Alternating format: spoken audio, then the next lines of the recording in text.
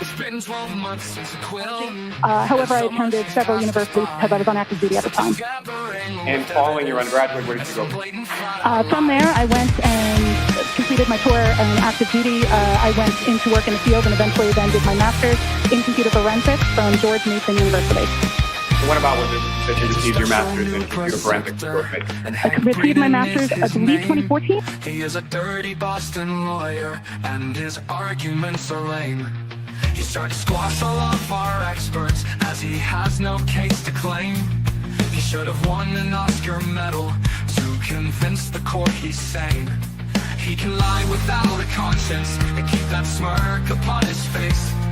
I bet he wears those silky undies, the ones with edging made of lace. And Judge Beverly Academy is so biased for the state, is wading through 100 motions in a rush to seal my fate. So you can bring in Massachusetts, cause we all ain't got no quit. And we all know that the truth is my car is not the thing John hit.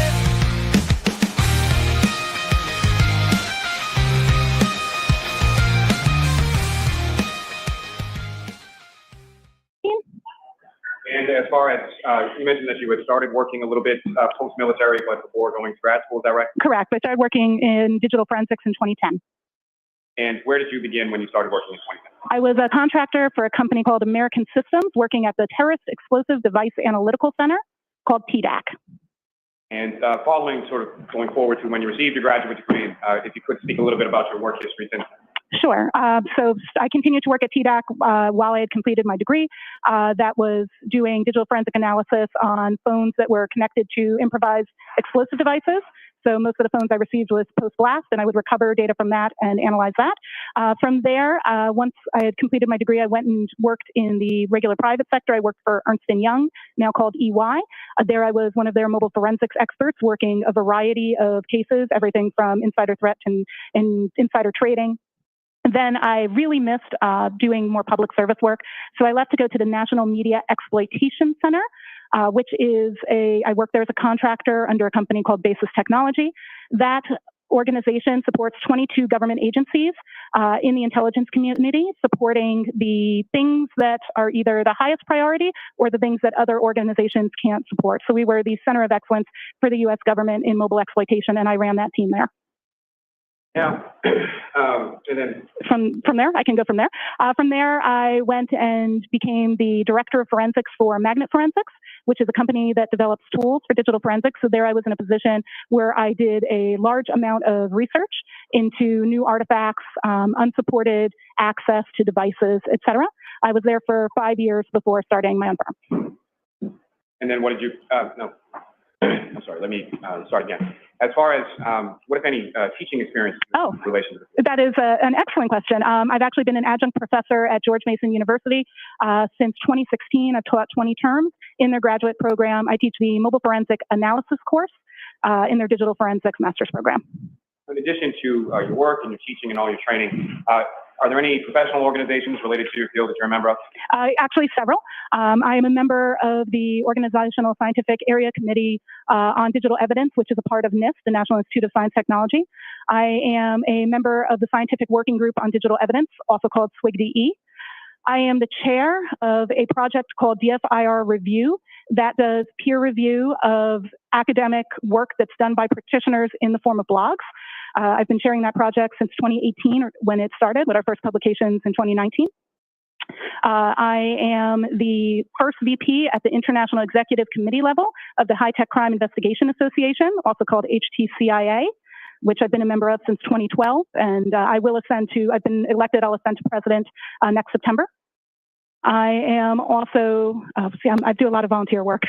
I also am an associate member of the American Academy of Forensic Sciences, AAFS. And I just recently finished my term as an associate editor for Forensic Science International Digital Investigations, which is a peer-reviewed journal in the academic space of digital forensics. And I'm still a reviewer, but I stepped down from my duties as an associate editor. Bringing me to my next question, what, if any, sort of articles or publications have you published in relation to? Great question. I've published a paper on the standardization of data recovery. I worked on that with Dr. Owen Casey and Dr. Nelson. That was published in Forensic Science International Digital Investigations Journal. I also was the second author on a paper related to the use of AI in digital forensics, artificial intelligence, and I've published numerous articles, blogs, white papers. I've probably published about 20 of those, but just speaking to the peer review work, there's 2. When you say peer review, can you explain to the jury a little bit about what that means and what that process entails? Absolutely. So a peer-reviewed work is when you have a novel piece of research that you then submit that novel, never been presented work to a journal. It then gets reviewed by numerous academic peers. It goes through cycles of revision where they ask more questions. On the standardization of file recovery paper, that process took about 14 months for it to be peer-reviewed by experts in the field, and then it is published in a journal. So you've had both articles that... We just went from 6 to 1. Listen to this woman. All right, sweetheart. No worries. I'm going to run it as a sleep stream anyway. So have a freaking awesome Easter. Okay. Much love. Love you all. Love you guts. Bye-bye. Listen to Jessica Hyde. that you've authored that have been peer-reviewed and published, as well as you've performed the role of reviewer of other people's work? Correct. I performed in addition to the publications I've done, I reviewed at least 20 to 30 articles, both in a combination of support for Forensic Science International Digital Investigations Journal and DFIR review. Now, Ms. Hyde, if you could explain to the jury, when you say the term as far as digital forensics, what do you understand that term to mean with relation to what you do? I would describe digital forensics as the analysis of data from any storage medium that can control data, be that a mobile phone, computer, or cloud, for the intention of that data intentionally being used for court. And with reference to your firm, HYDE, where is that located? What state? We are headquartered in New York State, in Bridgeport, New York, which is outside of Syracuse.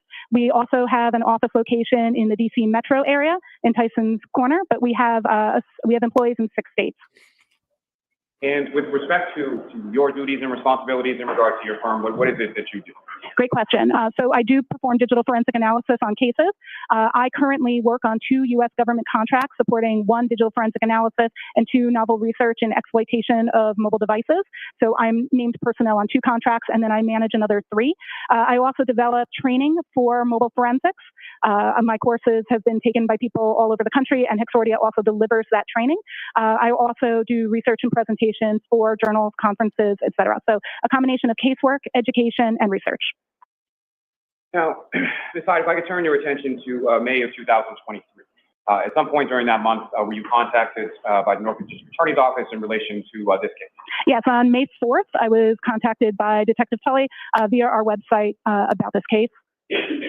And eventually, was there a contract that was executed and you agreed to do some work in relation to one specific area of this case? Yes, a contract was executed on May 9th and work began on May 10th of 2023.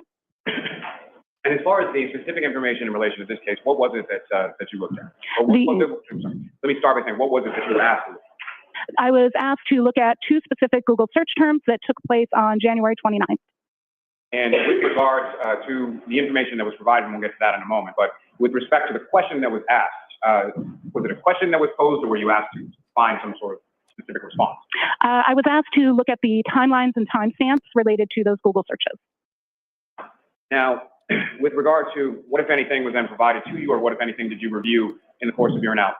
I received 2 reports. I received the affidavit from Richard Green, and I received the report from Trooper, I don't want to butcher his name, but something along the lines of Nicholas Garino. Perfect. Oh, good. And is it your understanding that Mr. Green was a person that was retained by the defense in this case? Yes, I was aware of that. So you essentially received reports from the state police and a witness for the defense, correct? That is correct. In addition to those 2 reports, what, if anything else, did you receive in relation to your analysis? On May 10th, I received via U.S. Postal Mail a copy of the drive with data from a phone that was identified to me as belonging to Jennifer McCabe. It was a full file system extraction from a gray key. And So when you received that information, what, if anything, did you do with it? The first thing I did with that data set after having been retained was I made a forensic copy. I used an ArcPoint Atrio to copy the data from that original disk, which was then placed in our safe, to a working copy drive. And that ArcPoint Atrio, what is that? It's a forensics tool that does extraction and duplication. And then once that process was completed, what did you do? I immediately verified the hash values of my new image to make sure that it matched the hash value of the original image. And what is the hash value? A hash value is an algorithmic numerical representation of the data. So when you have a hash value, that value is unique to a certain set of data. So when you have that same hash value matching, you're ensuring that your copy that you made was correct and not in any way damaged or corrupt. And as far as matching those hash values, were you able to do so? Yes, the hash values of both the copy I made to work from and the original matched. They also matched the document that came along with the drive stating the original hash value. And then what did you do from there? From there, I processed the image in several forensics tools. I used Celebrite Physical Analyzer. I used Magnet Axiom. I used a tool called ARTX, ARTEX. I utilized a tool called iLeap, and I later used a tool called Sanderson Forensics SQLite, but I did not use that tool at this point. Now, with reference to the tools that you used, that you just went through, are those fairly common tools, or are those tools that are commonly used within your industry? Yes, they are commonly used digital forensics tools that are very standard for other forensics examiners to use on mobile exploitation. And as far as those different types of tools, so I guess my question is, there were a variety of different tools that you used. Correct. And why were you using the different tools? So different forensics tools have different capabilities and look at data a little bit differently. Phones have thousands of applications. If you look at the Apple Store or the Google Play Store, you can download a total of 6 million apps between the two. Commercial forensics tools, they can only support so many applications, so they each work and support different bits of data. So it's important to use multiple tools so you can see the results from different data sets and be able to compare those results and enhance those with manual analysis. And with respect to using those sort of different variety of tools from Celebrite to Axiom to ARTX, et cetera, is that something that you typically do as far as your normal process of conducting a forensic analysis? Yeah, that's very, very typical for me to process with multiple tools to ensure that I'm getting the most complete interpretations from forensics tools. Of course, you go beyond that with your analysis, but it's absolutely pertinent to do that. I would run some of those tools before others because of speed, and so I can begin analysis while other tools are running. And if I could ask you just about the last one that you mentioned, just briefly, as far as the Sanderson tool. Yes. Can you explain to the jury sort of what that is and how that interplays with the other tools and analysis? The Sanderson tool is meant to look at a specific type of data structure called a SQLite database. SQLite databases are very nuanced, and this particular tool allows you to take that database and explore it at a deeper level than the other forensics tools allow. And just for the record, when you use that term as far as a SQLite database, how is that spelled? It is capital SQL, lowercase ITE, and SQLite is also commonly pronounced as SQLite, so both pronunciations are acceptable. Now, once you receive the extraction, made a copy, and then ran it through of those variety of tools, what is it that you specifically were looking at, and what is it that you were trying to ascertain, or the question that you were trying to answer? So in looking at that analysis, I was focused specifically on the data that took place on January 29th. So the first thing I did was I limited my search within those tools to that period, and I looked at the artifacts that they were parsing pertaining to Safari history, as Safari was the browser that had been in use at that time. Now, in addition to looking at those search, what, if any, information were you looking at in relation to deletion? I'm sorry, I could not hear you. In addition to looking at those materials as far as those searches were concerned, what, if anything else, were you looking at regarding that data with respect to deletion? I didn't hear the last word. With respect to? Deletion. Deletion. I apologize. Thank you. Yeah, so one of the things that was asked, one of the things that was actually in the affidavit from Richard Green was that it was stated that there was belief that one of the search terms had been deleted. So I was specifically looking at that search term to see what the reason was for the suspicion of deletion. There is the tools denote things based on how they are running as an automatic process. The tools are designed to parse through large amounts of data to make it easier.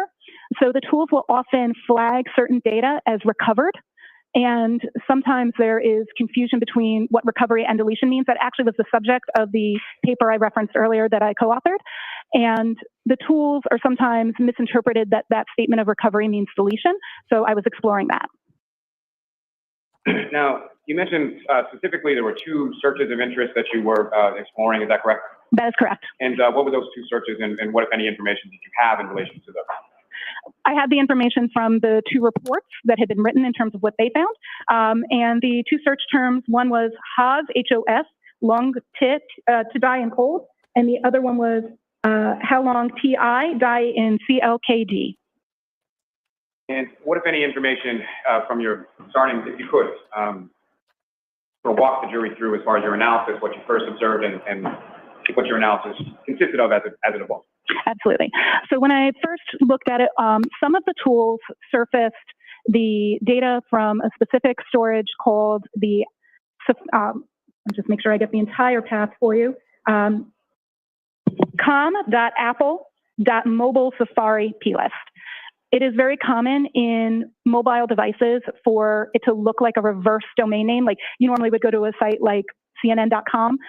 Typically, those names are like the opposite. So com.apple is going to be representative of a native Apple application.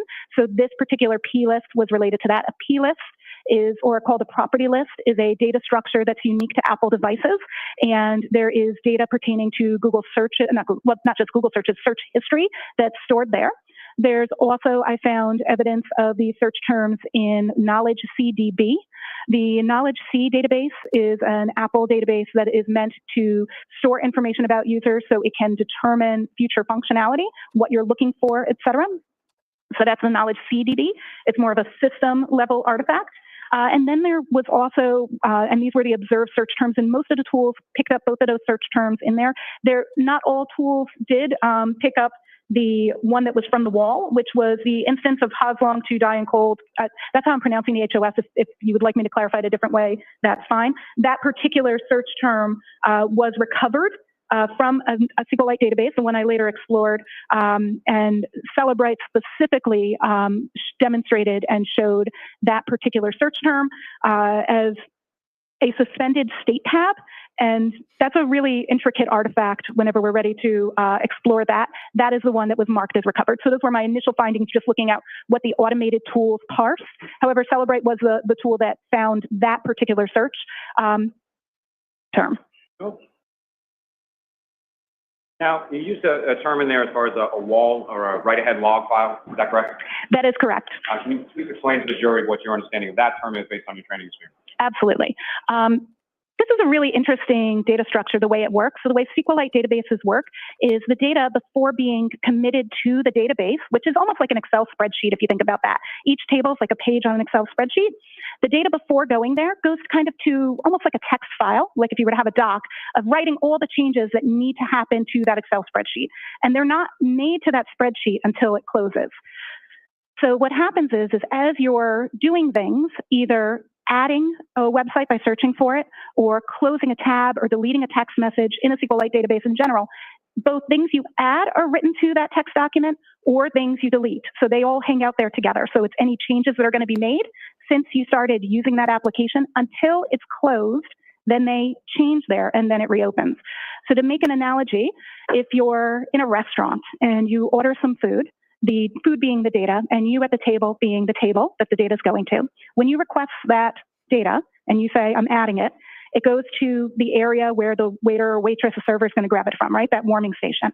That is almost like our write-ahead log. And so different tables are ordering food, and food is constantly being put there. If somebody, maybe their steak came out rare and it needs to be cooked more, when they send it back, it'll also go to that warming area. So you can see there that you've got things waiting to go out to the tables and things being sent back to the kitchen. So simultaneously, that storage area contains both the newest stuff waiting to go out and the stuff coming back. And that's really what a wall file winds up containing: your newest Google searches, your newest text messages, et cetera, as well as anything that you've been deleted, that you've said was deleted, because the reference in there is going to be delete this entry. And so then all of those don't happen until the application is closed and reopened. If the application's been closed, when we do the extraction, we actually don't get the wall file. We only get the wall file if at the time of extraction, that database had not been closed. So that just means that Safari in this instance was still running when the extraction was done. Most of you, when you use your phones, you leave the applications up. So because of that, we have a wall file. And so that wall file is going to contain both a data that's been requested to be deleted and new data. Now, when I say deleted in this instance, I don't mean like you as a user saying delete this old text message. What I mean when I say deleted in this instance is removed from the database. So when we're talking about something like a Safari tab, deletion from the database can occur because you close the tab. We all open tabs when we use our browsers on our phone, and we all close them. And so closing in that instance would be a deletion in the database, but what that's doing is not a user requesting deletion. So I just want to be clear on that term. And to that point, as far as, so when you say something has been deleted specifically with reference to the write-ahead log or the wall file, that's not something that's necessarily initiated by the user themselves, correct? Correct. And I think that's a common misconception, yes. Your Honor, just in regard to a side issue, may we approach just briefly? Sure.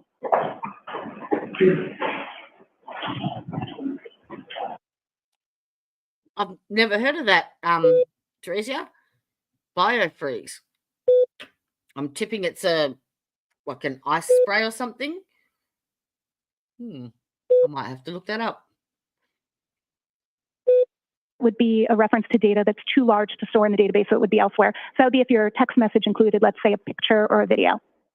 Now, in regard to your analysis and your ultimate conclusions, in this case, you wrote a report, is that correct? That is correct. And within that report, there are a couple of tables and a specific figure, is that correct? That is correct. Your Honor, with the court's permission, if I could, I'd like to publish to the jury table 1 from Ms. Hyde's report. Okay.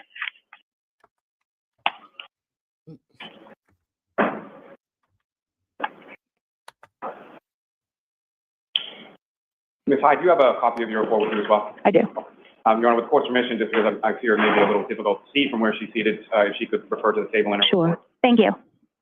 Ms. Hyde, what's up on the screen, and I'm sorry, there should be a laser pointer on the desk before you. Do you see that? I do. Oh, yes. So using that laser pointer, if you could draw the jury's attention, or direct the jury's attention, I should say, with respect to what are we looking at in this specific case? Absolutely. So this table here has a couple of different elements that I'm showing in terms of what searches were searched where, and when, and what source of data they came from. So if we look at this first search, I have them in the timestamp order that is associated with the artifact. I want to clarify that we need to discuss the meanings of these timestamps as we go. So this first one that you're going to see is, and I'm just going to reference my paper because of the size, is 0227 and 40 a.m. So that's 2 o'clock in the morning, 27 minutes and 40 seconds. And it is a search for the term HOF, long to die in cold. And that is timestamp in this instance is from the browser state DB, which is right here. The browser state DB is an artifact that speaks to when tabs are moved. So when you're using your browser and you open different tabs, you may have a search that this time pertains to the time that that tab moved. It could be lots of things. It could be you switch tabs. It could be you close the tab. It could be you minimize the application. Depending on the version of iOS, what can be that browser state of the tab that changes as timestamp differs. But what's very special to know about this timestamp is that that is not the time necessarily of the search. If a browser is opened and a single search is made, those will match. However, as long as that browser hasn't been closed, moved to the background, etc. If that browser has had any activity that happens to that tab in terms of application closing, minimizing, this can update. That is what that timestamp is for. This search term is always going to be the most recent search term in that tab. That means the last item that was opened in that tab was HOF long TI die and cold. We cannot tell by this particular artifact what time that search occurred. It is a high likelihood that that tab was opened at this time because there was another search that occurred at 2:27 in the morning. It was a sports site. I cannot pronounce it. It began with an H. Hockomock Sports. Hockomock. Okay, thank you very much for the pronunciation. Hockomock Sports. There were a couple of searches pertaining to that done immediately after, but it appears that that's when this tab was opened and the first search done there. So this search we know was done by this, and we know that it was the last search in the tab because it comes from this source, the browser state DB. And that means that particular timestamp and search pertains to what has happened with the tab. And that's what allows you to open your Safari browser on your iPhone and then open it on your iPad or your Mac and have the same tab. That's the function there. This search here, this is really interesting. So at 6:22:49 a.m., we have an entry in CacheDB that is specifically, if we dig into this URL, this is an Apple suggested term. So when you use a browser and you start to type a search you've never typed before, the browser tries to help you and say, are you searching for this? So as the user began to type the phrase in the immediate search after, which is how long TI to die in CKLD, this particular suggestion came up, indicating in all likeliness that the search term being typed had not previously been searched, because Apple suggested, instead of a previous search, it suggested how long does it take to digest food. After how long to digest food had been suggested, the user then has a search at that time, 6:23:51, for how long TI die in cold, and that is coming from the mobile Safari plist, the com.apple.mobile Safari plist I mentioned earlier, and the search is also shown in the knowledge CDB. That's commonly what we would expect. We would expect that search to be in both of those, both that plist and that database. Then the, yeah, absolutely. As far as the expectation of that being in both of those, the plist and the other database, why is that? That is because the search is not being tracked not only by the plist for Safari, but also by the system itself to be able to do that predictive coding. So in the future, when you start to type how long, it gives you what you searched last time. And with respect to that, how long it takes to digest food, based on your analysis, was that a search term that was ever entered into this home? Correct. The source of that, if you look at this first line where it says cdn2 smooth.apple.com, that's what indicates that this is an Apple suggested term, not a user input term. I'm sorry, I interrupted you. If you could please continue with the next. Absolutely. The next search that was done immediately after the search at 6:23, the next search was how long TI die in CLKD. Again, we see that search both in the Knowledge CDB and the mobile Safari plist. And then we have, so we see it in both databases. Then, so that's how long to die in cold. Sorry, I was on the next one. Then at 6:24, we get the next search, which is HOS long to die in cold. And we have that search again, both in the Knowledge CDB and the plist. If I were timelining this based on activity as opposed to timestamps associated, what I see here is the beginning of a user typing a search, Apple making a suggestion of how long to digest food. The user does not take that suggestion and rather inputs how long TI die in CKLD. They then make a second search of HOS long to die in cold. That search winds up being the last search in the tab, and that is why we see it in the this particular browser state DB. It should be noted that this is in one of those WAW files and not the raw file. And so as far as sort of towards the top there, and I know we'll get a little more to this in a moment, but as far as that reading of 2:27:40 in the morning, as far as the timestamp associated with search, why would that timestamp be associated with it if it's searched later on in the morning? Because that table isn't showing the time of that search. It's showing the state of the database. So it's saying that the last time that tab was touched, moved to the background or foreground, was 2:27 a.m. The website, as you search more websites in the tab, that gets updated. So the current state that this is showing is that it was, the tab was moved to the background or opened or some action for the tab at 2:27 a.m. when the Hawkmock Sports, I got it right, Hawkmock Sports website was visited. And then once the Hawkmock Sports website was visited, that tab was in continual use. There are other searches and activity that happens. We don't see, that happens eventually.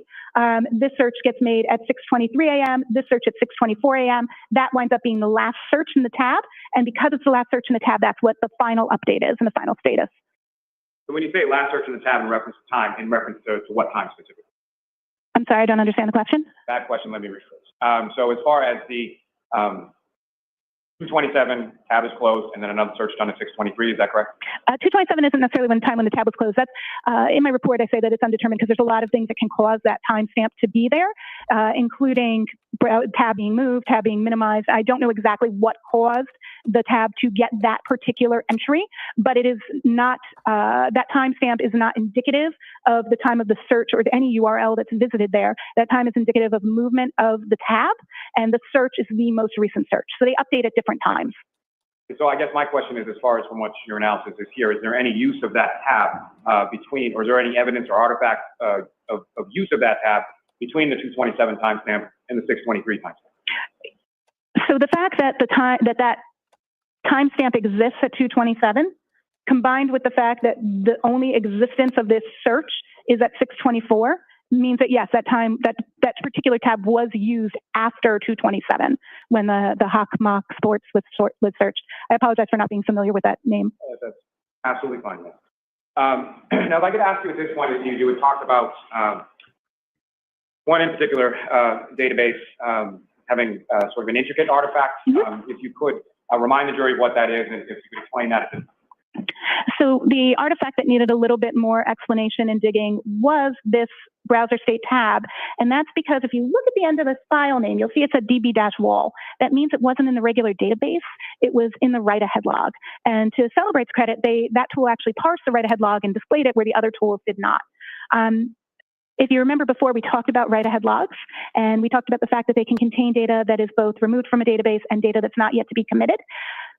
And this database, we do not know which that is, but what I did was I manually went through, and that's in the figure, I manually went through and reconstructed the wall files using the Sanderson SQLite tool. And in reconstructing the wall files, I found many. I'll tell you exactly how many if I can refer to my notes. Sure. Refer to my notes. 1, 2, 3, 4, 5. Approximately 16 instances of that existing in the wall file. Now, what's interesting in that figure is that each entry of something in a write-ahead log gets a unique identifier. So it gets a number, right, that makes it unique. Just like each one of us has a phone number that's unique to us, each entry in the database that starts in the write-ahead log gets its own unique identifier. And that unique identifier in this instance in all 16 entries in the wall file is the same, which shows that it's truly only one search, not multiple searches for that search term in terms of what exists in the wall file. So that's the first piece of nuance there, that it only truly was searched one. And you would have to really dig into that wall file to expose that, but I think it was pertinent to know how many times this was searched. I'm sorry. Yes, please. Stop you there for one moment. And Your Honor, with the court's permission, if I could ask Ms. Gilman to publish Table 2 now. Okay. Oh, wonderful. May I look at Table 2? Sure. Thank you, Your Honor. And Ms. Hyde, do you recognize what's up on the screen? I do. That is Table 2 of my report on page 4. And if you could, again, using the latest warning that you have before you, direct the jury's attention to what, if anything, is significant is depicted in Table 2 up on the screen. So Table 2 here is designed to share with us what each of the locations that can potentially have Safari data, what kind of data they hold. And one of the things that many of us are interested in sometimes is, do these things hold our private searches, like if we're in incognito mode in Google or private searching here. So this table denotes if we're seeing private or non-private searches, if it includes tabs that are open or closed, so that we know which artifacts are giving us what kind of information, as well as what some of the associated timestamps mean. So this was designed as a guide to really understand Table 1 more in depth. So this first one here, this refers to the HysteryDB wall file. And that file has non-private searches. It includes closed tabs. And the visit time there is the time that a user reopened the tab. We don't always have the artifacts we want. And in this instance, we did not have that particular one. Then we have the Safari Tabs DB. This has private tabs and non-private tabs. And it shows only tabs that have not been closed. So this is an active tabs database. The next one we have is the Browser State DB and its wall file. And this is the one we were referencing where that we keep talking about, where that 2:27 a.m. number is coming from. So this one is going to be non-private searches. It includes closed tabs, which is important, and the last view time. So when an item went to the background. So it's about the tab, not about the search. That's probably the most important demarcation. And one of the issues here is when the tools parse the data, they call the columns what the columns are called raw in the data. Those don't necessarily tell us what they mean. We have to verify and validate what they actually mean. So when I'm saying last underscore view time, that's what the database name is, not necessarily the actual function, or not what we would presume it to mean. The next one, the last one here, is the mobile Safari plist, and this one actually tells us, the date here gives us the time that something was queried reliably. Now, if I could ask you, if you could just explain to the jury as far as these SQ or SQLite databases, how exactly do they work, and what, if any, relation do they have with regard to data and information with the write-ahead log of the wall file? So SQLite databases work and function as a storage for anything that the phone may need to reference later or that you're doing. They're stored for a variety of things. Most of your third-party apps use SQLite databases, and multiple applications do. So SQLite gets information in, and it allows for that information to be updated, added to, or removed from. So data that's in that situation, that it's sitting in the database, that is what we refer to as live data. then data that is waiting to be put into the database that is sitting in the wall or it has been requested to be removed, that is what's in the write-ahead log, and we call that non-live data because it's not in the active database. So when you're using an application and it's putting that data to that temporary storage area, that wall, that write-ahead log, what happens is then when you request data by going into your contacts, let's say, and looking at the people who are stored in your contacts, right? Your mom, your dad, your brother, your sister, all those people. When you're looking at your best friend, you're looking up their numbers, that data is all stored in that database. So when you add someone, it does that entry to the wall. Now, so if I just added Sally, how do I know that Sally's in there, right? Well, what happens is the interpretation of the SQLite database goes to the wall, checks and sees if it's in the wall, and uses the wall to incorporate it together to present you everything as if it's in there. Then when you close the application, you close contacts. You don't just put it away like go switch apps. You actually close it. When it closes, all of those changes get committed. So now the items that you've requested to be deleted, that contact you don't like anymore, that X, whatever, their data is no longer in there. The data that you've added is now in there, and now that's all live. Sometimes we can get more complex and recover some of those items that are left over because they are marked for deletion but still sit in the database, or they're sitting on a page that is no longer active in the database.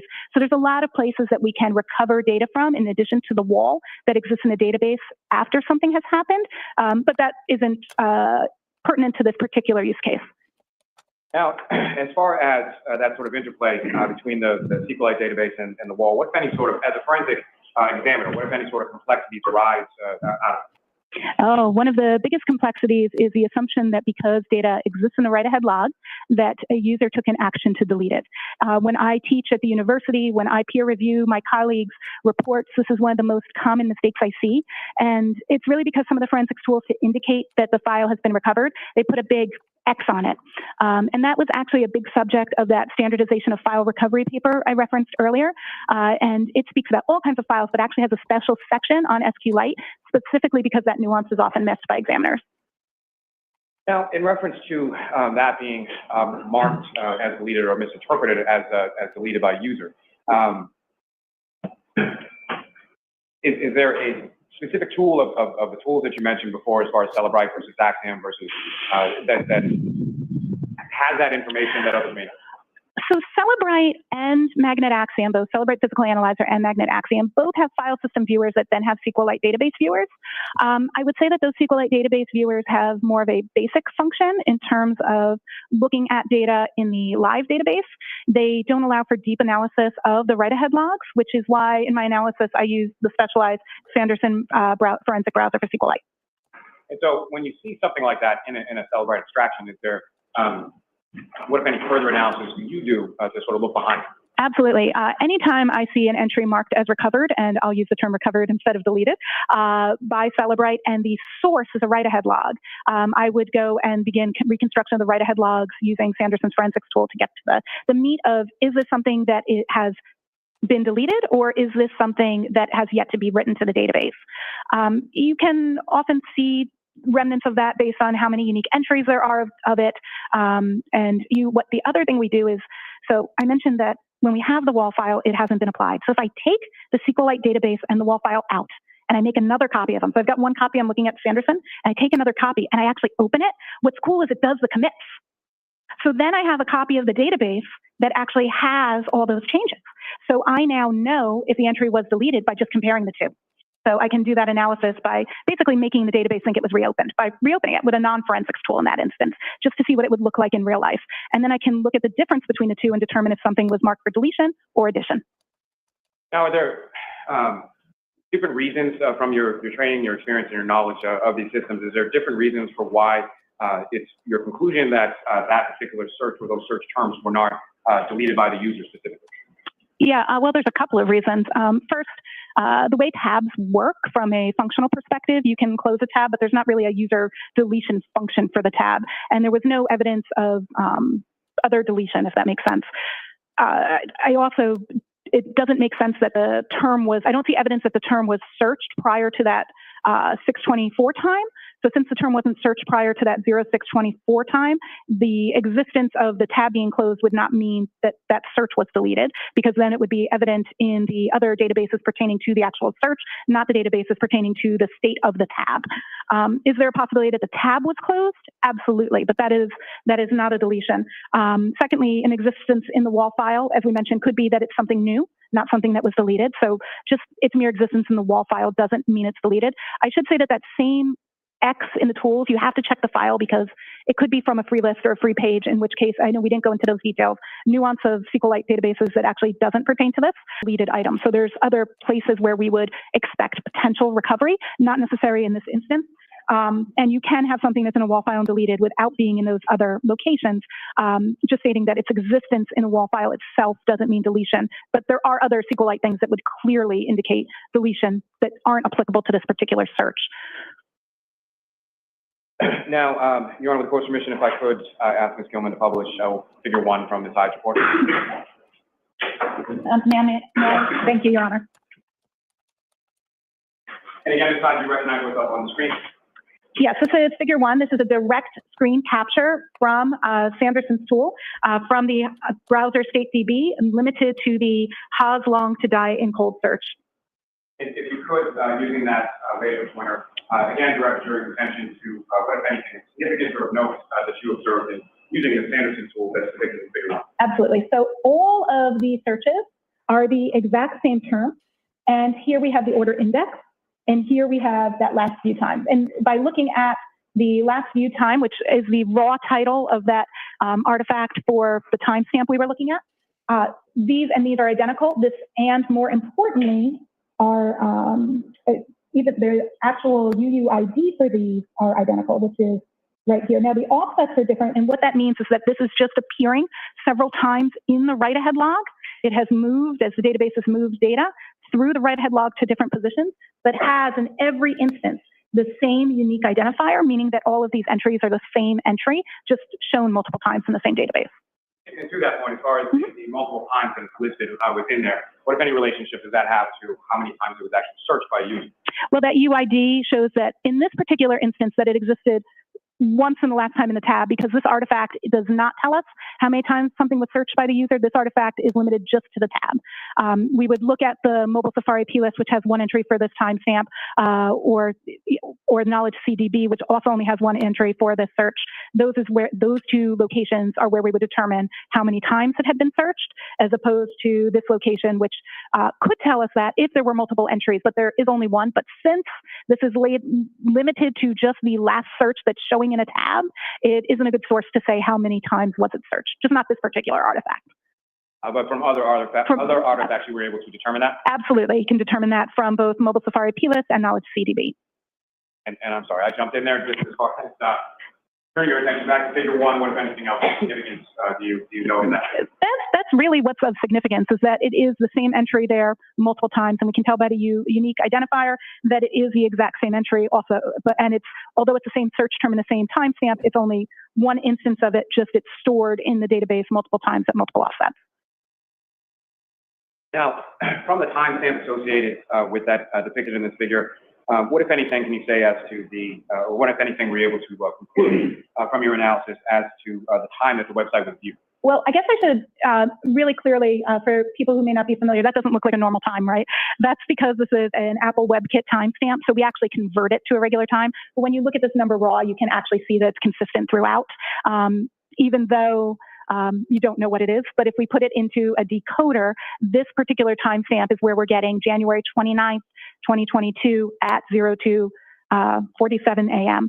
And to be clear, just for real clarity, when we actually translate this timestamp, it's in universal time constant, not in local time, but for the sake of conversationalists, I'm using the local time here as opposed to the time in the universal time constant, which is how this artifact is particularly stored. Now, with your analysis, is there some kind of testing that you conduct, or Can you explain to the jury sort of what that is and how it relates to your analysis? Absolutely. So with this artifact and being able to determine what this timestamp really means, I actually did quite a bit of testing, which is fun, but that's okay. So we went ahead and took a jailbroken iPhone, and the purpose of a phone being jailbroken is we're bypassing the security protocol so we can monitor the data and its storage in real time and bring the data through. We did this manually in terms of pulling the data out, and we also did multiple forensic images at different stages. We manipulated tabs, we did some Google searches, and then we would close tabs, move tabs, and perform several different searches that we scripted out first, what we were testing, and then checked to see how that timestamp was moving. We even did some really interesting things where we tried. Yes. Okay.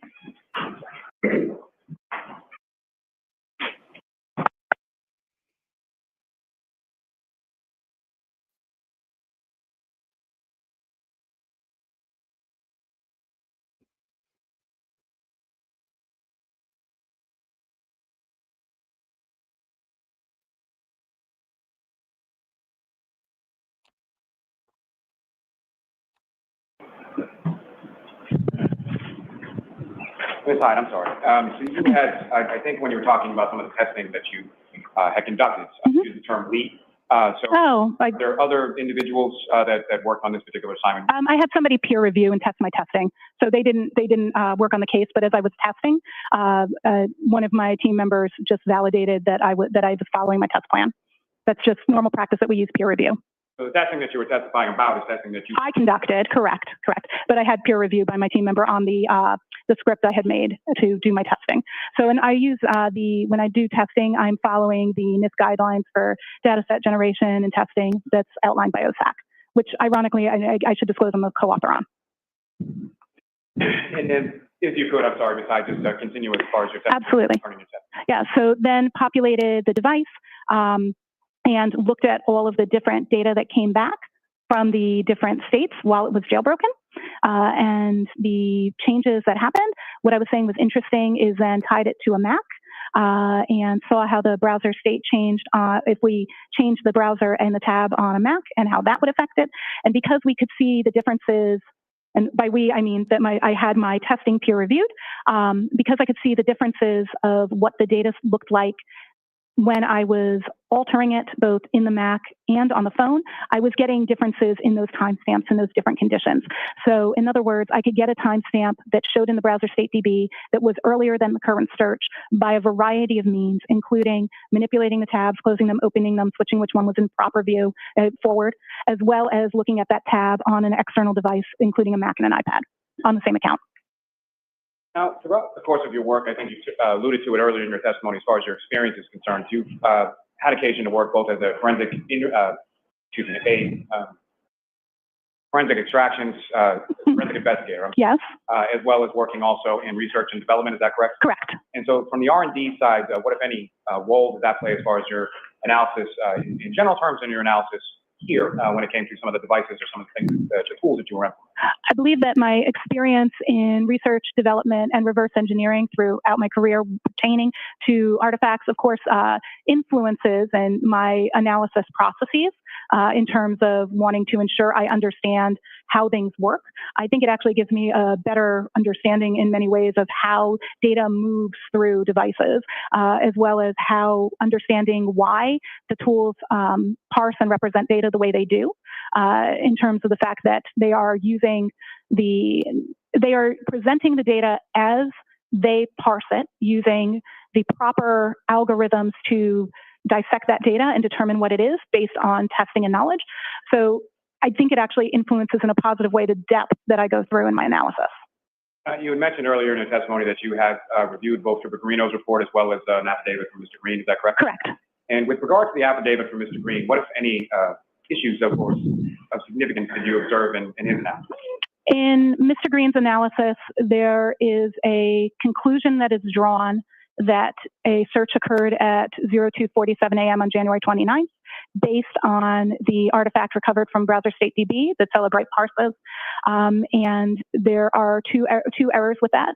The assumption that that is the time of the search is a misunderstanding of the browser state DB artifact, because that artifact is not the time of search, it's the time of movement of the tab, as well as the statement that that it was deleted due to the demarcation of Celebrite as recovered. And based on the totality of your analysis, your testing, and everything that you looked at in this case, what, if any, conclusions did you come to? My conclusion is that there was a search at 02:47 a.m. for Hawk Mock Sports. That browser was in use, and there were continual searches due through the night. The phone was, I do agree with Mr. Green's findings that the phone was in use at that time at 02:27. Later, the phone a web search is done at 6:23 a.m. For how long. At that moment, Apple produces a suggestion for how long to digest food. The search is instead completed with how long TI, die, and CKLD at 6:23. A new search is conducted at 6:24 of HOS, long to die and cold, Haas, long to die and cold. That search is then the last search that is made in that particular tab. And that's my conclusion. What, if any, conclusion did you come to in regard to items being deleted pertaining to those artifacts you were looking at? In regards to those artifacts pertaining to those search terms, I had no evidence of deletion. I have a moment, Your Honor. Yes.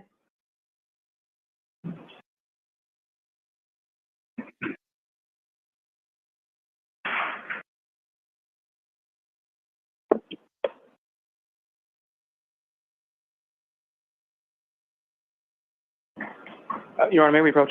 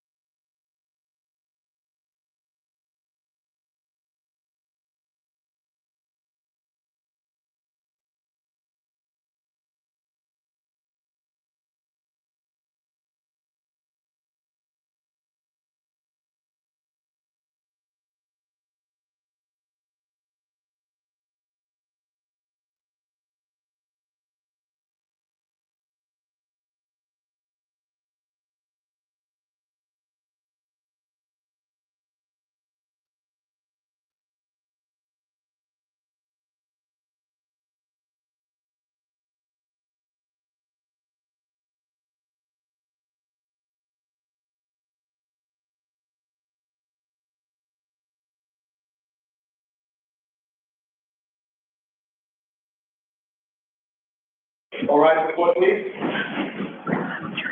Yeah.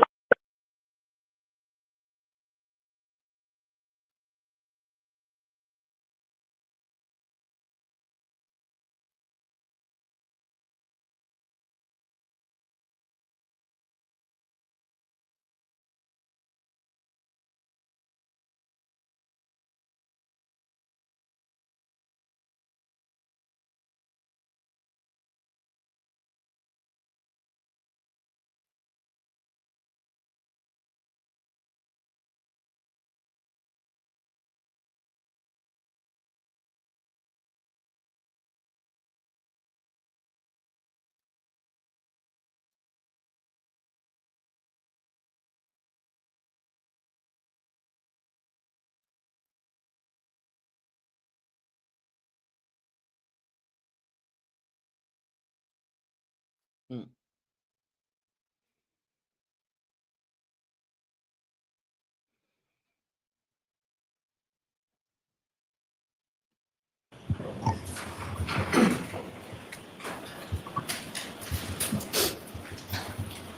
Please watch your step.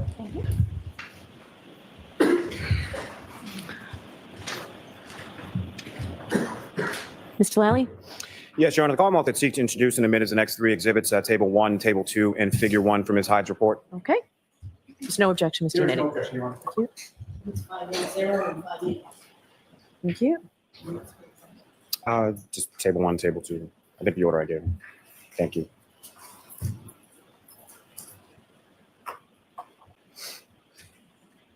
And thank you, Your Honor, and thank you very much, ma'am. I have no further questions, Your All Honor. right. Ms. Giannetti? Thank you very much, Your Honor. Good afternoon, Ms. Hyde. Good afternoon, sir. Ms. Hyde, you just spent maybe 45 minutes to an hour, whatever the time period was, explaining to these jurors what is really a complex set of facts that led you to conclude that the 2:27 a.m. timestamp on that Google search was triggered by the closing of a tab. Did I essentially sum that up correctly? Essentially, except it's not a 2:27 a.m. timestamp on a Google search. It's a 2:27 a.m. timestamp on a tab. Fair enough. Thank you. And in the context or in the course of your explanation, you discussed WAL files, That is correct. SQLite database, Yes. plist database, Yes. knowledge C database. Yeah. A plist is not a database. Just it's a structure. So just a small correction. Thank you for the correction. Opening tabs and closing tabs, correct? Yes. And other issues related to your analysis of the phone extraction, correct? Would you call them issues? Or Well, maybe that's a bad word to use. Other elements. elements? Fair enough. Yes. Yes. I'm really not trying to trick. I know I wouldn't be able to. Would you agree with me that another simple explanation for that 2:27 a.m. timestamp was that the user of that iPhone conducted that search at or before 2:27 a.m.? Can you rephrase, please? I'm going to phrase it the same way and hope I Repeat it. Repeat it, please. Thank you. Would you agree with me that another simple explanation for that 2:27 a.m. timestamp was that the user of that iPhone conducted that search at or before 2:27 a.m. on January 29th of 2022? That timestamp is not indicative of a time of search. So the question is difficult to answer because I can't say that that timestamp tells me anything about the time of search. Okay. So as I take your answer, you're not denying that the timestamp and whatever you get from that timestamp doesn't rule out that the Google search was done at or before 2:27 a.m., correct? If I'm understanding your question, there was a double negative, so I just want to clarify. The question is if the timestamp could exist because of a search happening at that time? No. Or no, okay. What I'm saying is your analysis of the phone does not rule out that the user of that phone performed that Google search at or before 2:27 a.m. There is no indication of a Google search at or before 2:27 a.m. But again, I'm getting to whether you can rule that out, ma'am. That's really the crux of my question. Can you rule out that the user of that phone conducted that search at or before 2:27 a.m. on January 29th?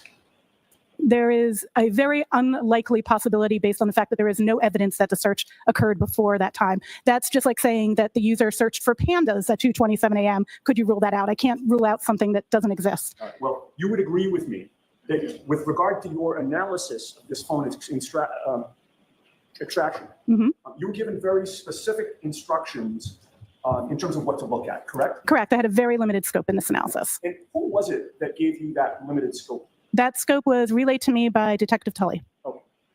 And Detective Tully instructed you specifically to only look at the part of the phone extraction that dealt with the Safari search history. Safari search history specific to January 29th, 2022. That is correct. And he instructed you not to look at anything else on the phone, correct? I looked at related artifacts such as what was being done at that time, the phone being on, the phone being used, but not anything else outside of that, correct? And you were not instructed, for instance, to look at other user activity on the phone, including examining call logs on the phone, correct? Correct. And you would agree with me that if you were allowed or instructed to examine the call logs, that could reveal deletion of calls that morning, correct? Of Objection. course. Oh, Okay, the objection sustained. Thank you. Any follow-up, Mr. Lally? No, Your Honor, no redirect. Ms. Hyde, you are all set. thank you very much. All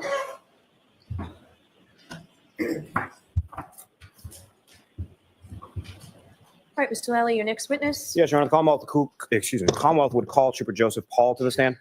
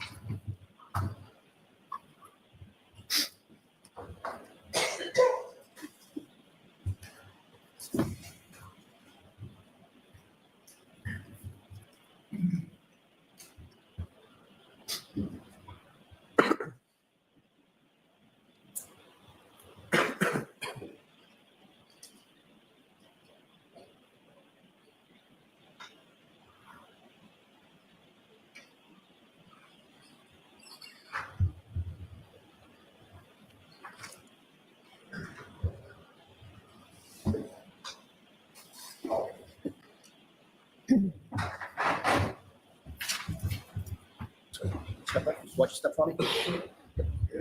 Remain standing, face apart. Just officer, the others give the court and jury in case I hear the truth, the whole truth, and nothing but the truth, so help you God. I do. Good morning. Good morning. Thanks, Anthony. All right, Mr. Lally, whenever you're ready. Thank you, Your Honor. Good afternoon, sir. Good afternoon. Could you please state your name and spell your last name for the jury? Trooper Joe Paul, that's Paul. And how are you employed, sir? I am currently employed with the Massachusetts State Police. And how long have you been a trooper with the state police? I have been a trooper for approximately 8.5 years.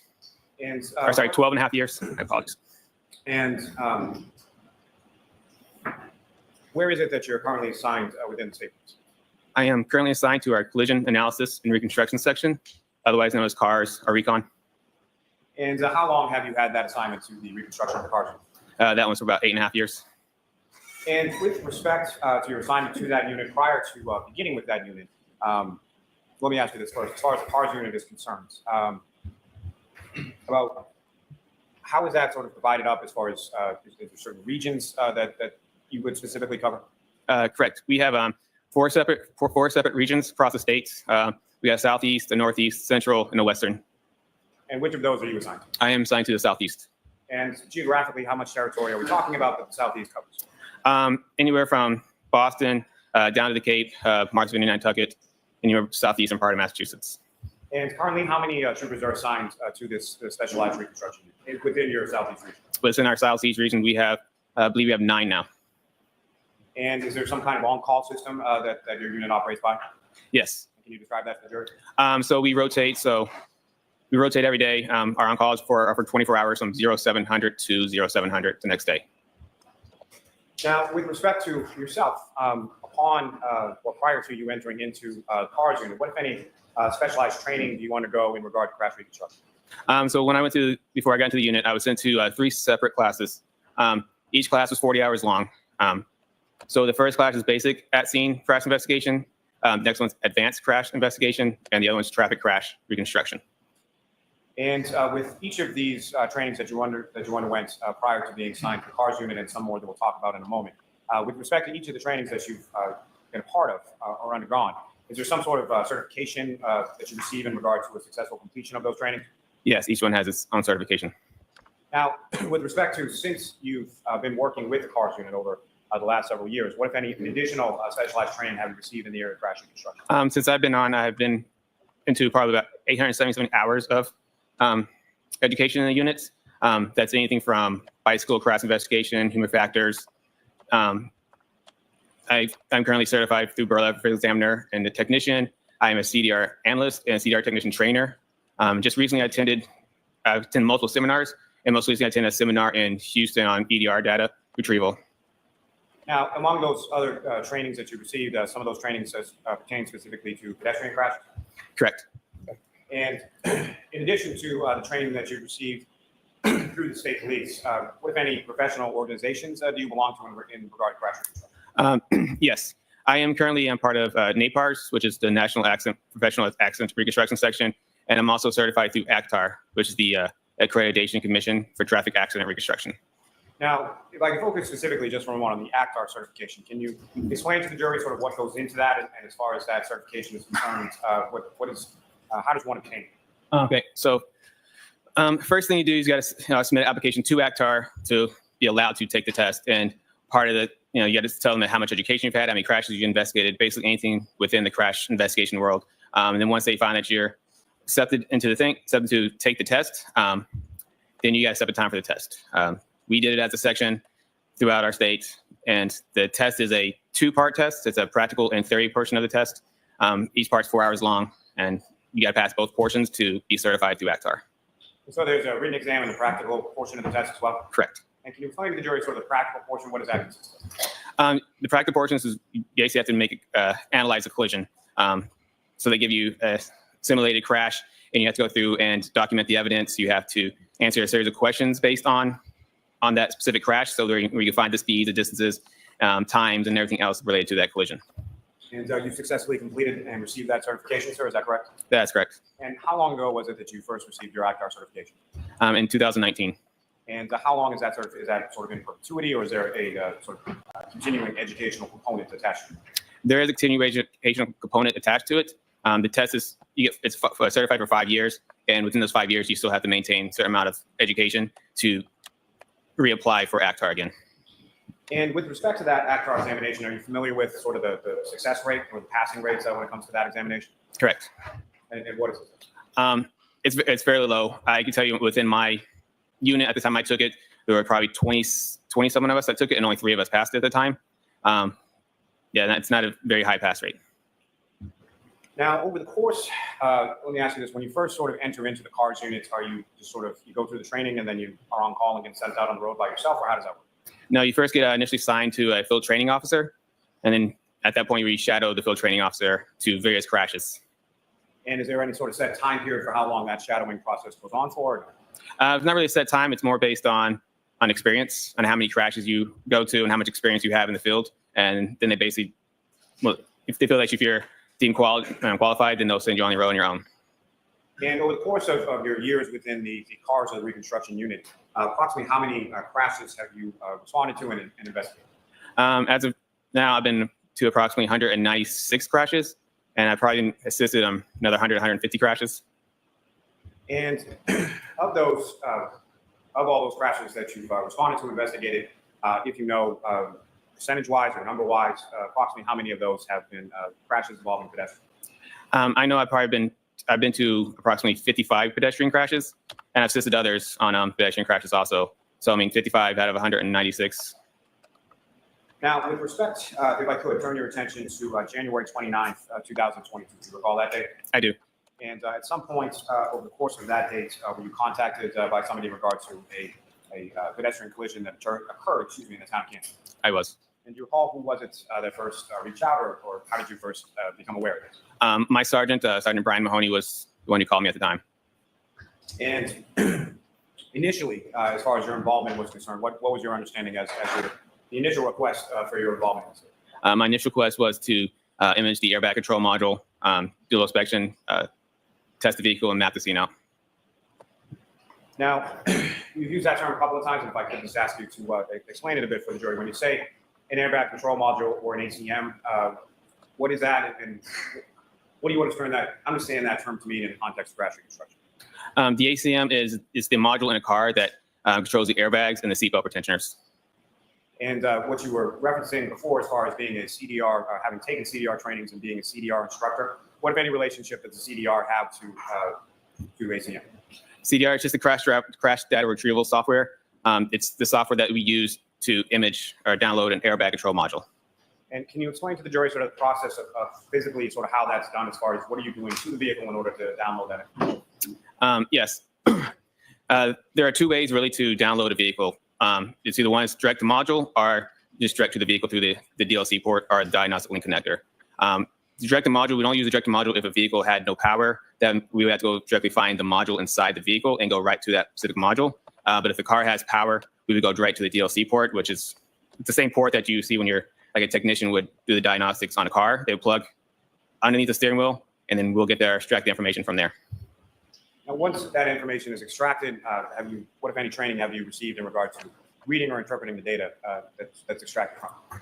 Yes, I've been certified through as a CDR analyst, and I've taken 2 classes on it now. Now, sir, turning your attention to February 1st, 2022. On that date, where, if anywhere, did you go in relation to your investigation in this case? I went to the Canton Police Department. Now, at some point prior to that, were you made aware, or did you do any research into sort of what the weather was like around the time? What was reported to you initially as around the time of that crash occurred? Before that, I know it was snowing and turned to a blizzard at the time.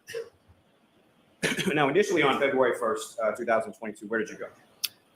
To Canton Police Department. Now, sir, at some point in time on that date, did you also have occasion to go to a residence or a street called Fairview Road in the town of Canton? I did. And specifically, there was a address that you were directed to. Is that correct? That's correct. And who, if anyone, did you go there with? I believe it was one of the Canton police officers, Lieutenant Paul Gallagher, I think his name was. I met him there. And without anything specific as to what was told to you by Lieutenant Gallagher, what was sort of the purpose of having Lieutenant Gallagher there with you at that time? He was going to show me where basically the evidence that they have at that point was. Now, in addition to that, were you also able to You're familiar with another specialized unit within the state police called CERT team? I am. And at some points, did you have access to certain diagrams created by Lieutenant O'Hara within the CERT unit? Yes, I was. May I approach the witness, Your Honor? Yes.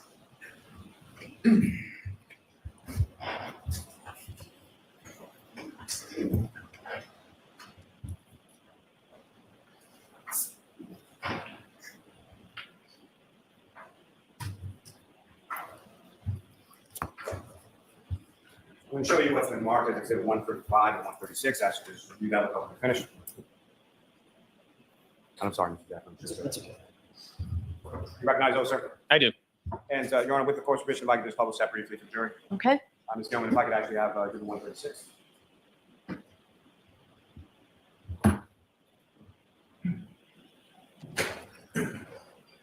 Trooper Paul, do you recognize what's up on the screen as Exhibit 136? I do. Is this the diagram that you were able to view from the created by Lieutenant O'Hara from the CERT team? Yes, it was. And what's contained, at least in this overhead shot, is that fair and accurate trailer of the roadway or conditions of the roadway, absent obviously the weather at the time that you went out there on February 1st. Correct. Somebody can take that. Thank you.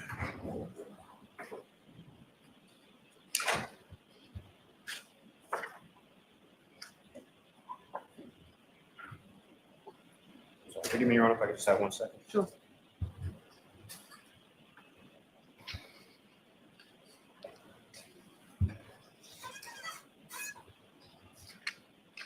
May I approach the witness, Your Honor? Yes.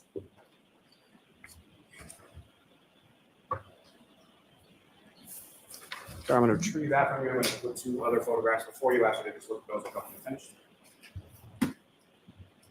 Yep. And do you recognize those, sir? I do. What do you recognize those to be? They are pictures that were in my report. They're Google images of the roadway. And one facing from the northbound direction, one facing from the southbound. Is that correct? That's correct. Your Honor, may I approach? Yes. I'll also introduce the minutes and next exhibit. No objection. I'll need to.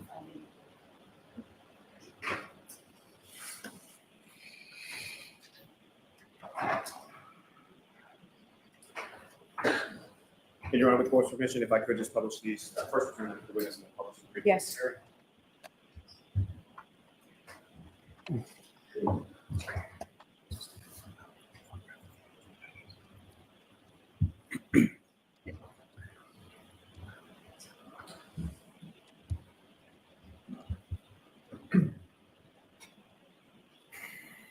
Trooper, directing your attention to the screen. What you have before you is that, what's up on the screen, excuse me, is that what you have before you now marked as Exhibit 582? Yes, it is. And if you could, there should be a laser pointer on the desk somewhere there before you start. If you could, using that laser pointer, direct the jury's attention to sort of what we're looking at in this particular photograph of the road. All right. So this is Ferry Road, all facing northbound. 34 Fairview Road would be on to the left in this area.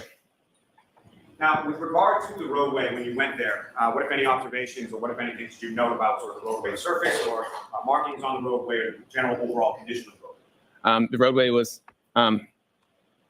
there's no significant difference, anything significant with the roadway. As far as the roadway material, were you able to observe whether or not it was sort of asphalt, concrete, or anything? Right. Yes, it was an asphalt roadway. And as far as the markings within the roadway, what if any observations did you make of those? There was double yellow stone line, white fog lines, both sides of the edge of the road. Is that what we're going after, the roadways? And then as far as adjacent to the roadway or adjacent to the fog line, what if anything did you observe there? So as you look at the picture, the left side has asphalt curbings. These are about 5 inches tall, same on both sides. And there's a sidewalk along the right side of the roadway here. And the side of the asphalt curbings, that's the same side that 34 Fairview was located on, is that correct? Correct. Ms. Gilman, if I could have the next slide.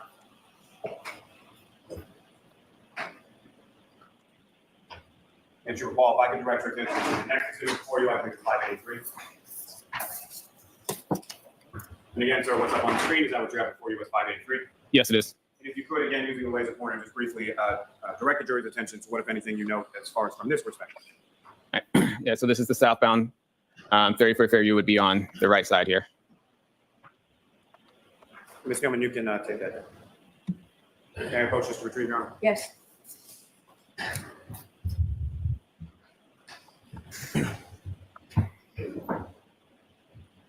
Now, Trooper, with regard to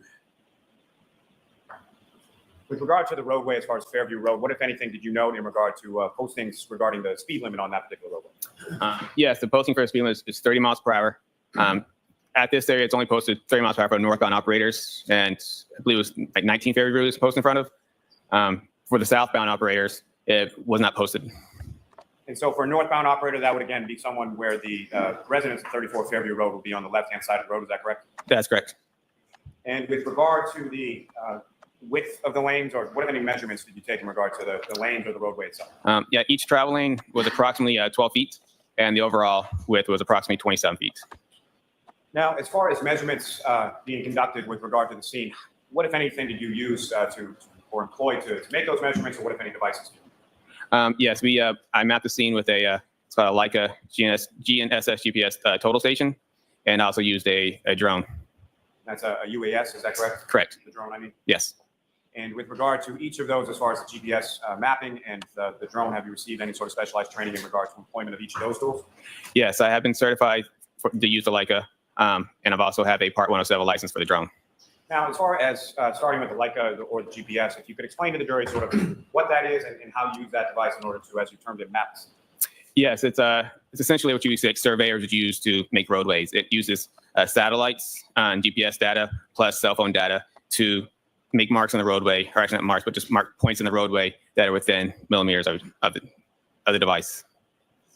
And with regard to the drone device, sir, how does that? Can you explain to the jury sort of how that works and how that's used? Yeah, so the drone, and we fly the drone around the area.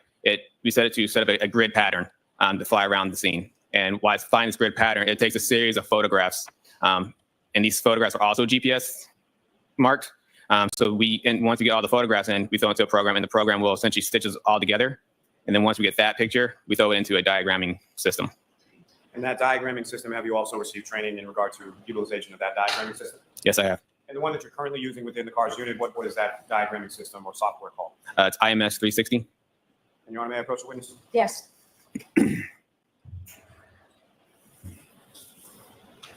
Sir, I'm showing you 4 documents, asking you to just review those. Finish.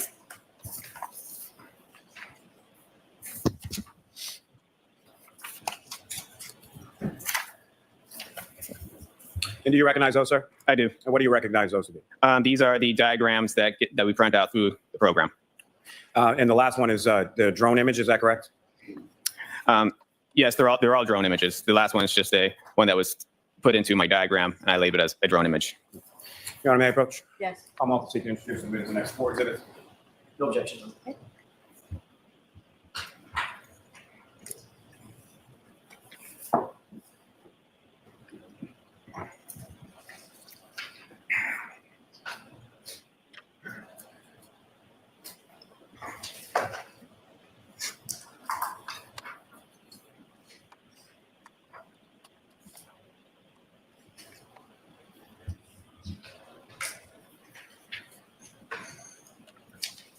I think what is fine.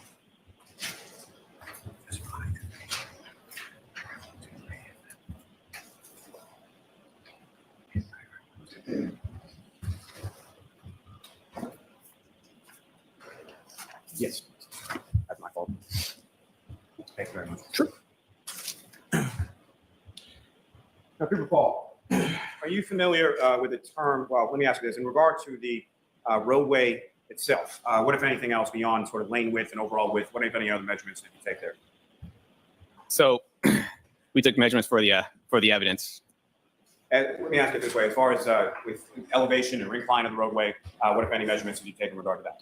Yeah, so we took the elevation and roadway measurements, or the elevation for the roadway. And where in relation to the residents at 34 Fairview did you take that? Sort of the entire street or just in the general area of that specific address? In the general area of that specific address. And from your measurements as far as, well, let me ask you this, how is a measurement regarded to elevation or incline? What kind of tool do you use for that? We have a level, the digital level that we'll place on the roadway, and we'll get measurements from that.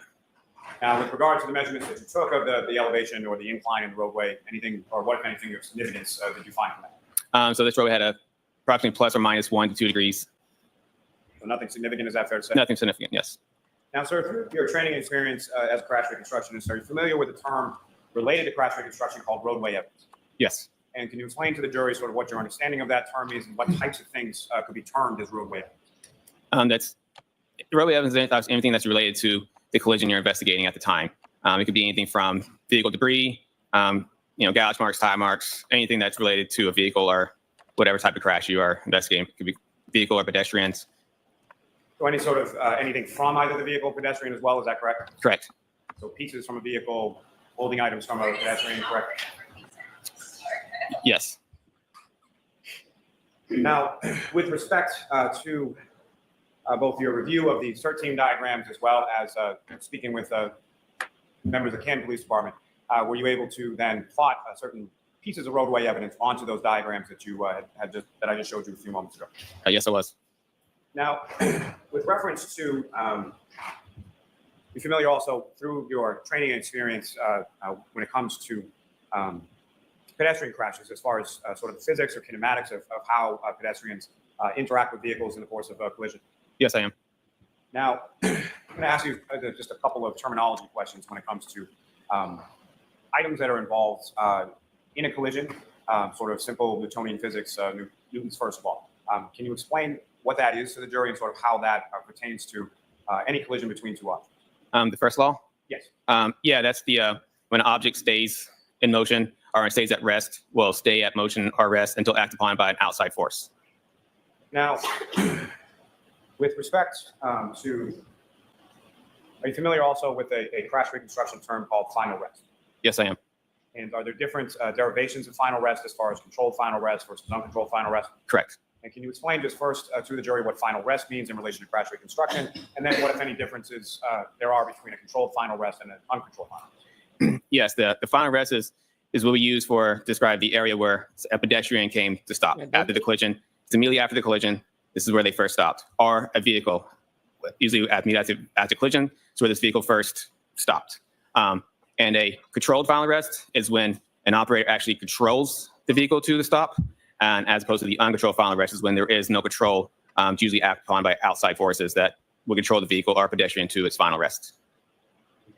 And, Your Honor, with court's permission, if I could publish what's now been marked as Exhibits 584 to 587 for the jury. Yes. Ms. Young, if I could first have a diagram.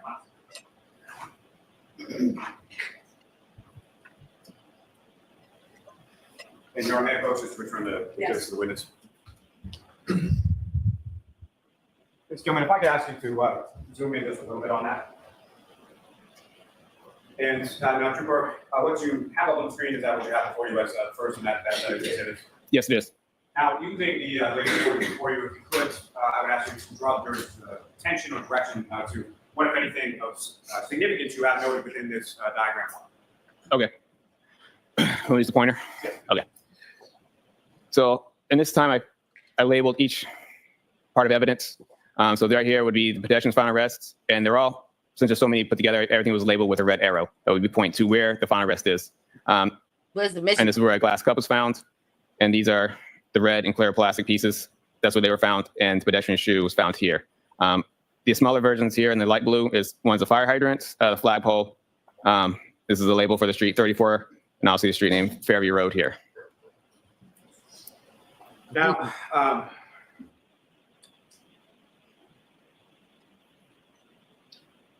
as far as measurements were concerned, what, if anything, were you able to do to measure sort of between different points of roadway evidence, or specifically from the pedestrian or Mr. O'Keefe's final rest in reference to other items that you have depicted on the diagram? So, we're talking about on these diagrams, it's hard to see here, but it is a scale diagram. The diagram itself is scale. Once you put a roll up to the actual paper, it's scale. I've also have on here, it's hard to see, but I think it's right here. They're called ground control points. They're little X's on the roadway. They are used for the drones imaging, and using the drone imagings will use those in order to help put all the pictures back together. At the time of this, I measured between each point from ground control point 1 to 2 and put it as approximately 50 feet.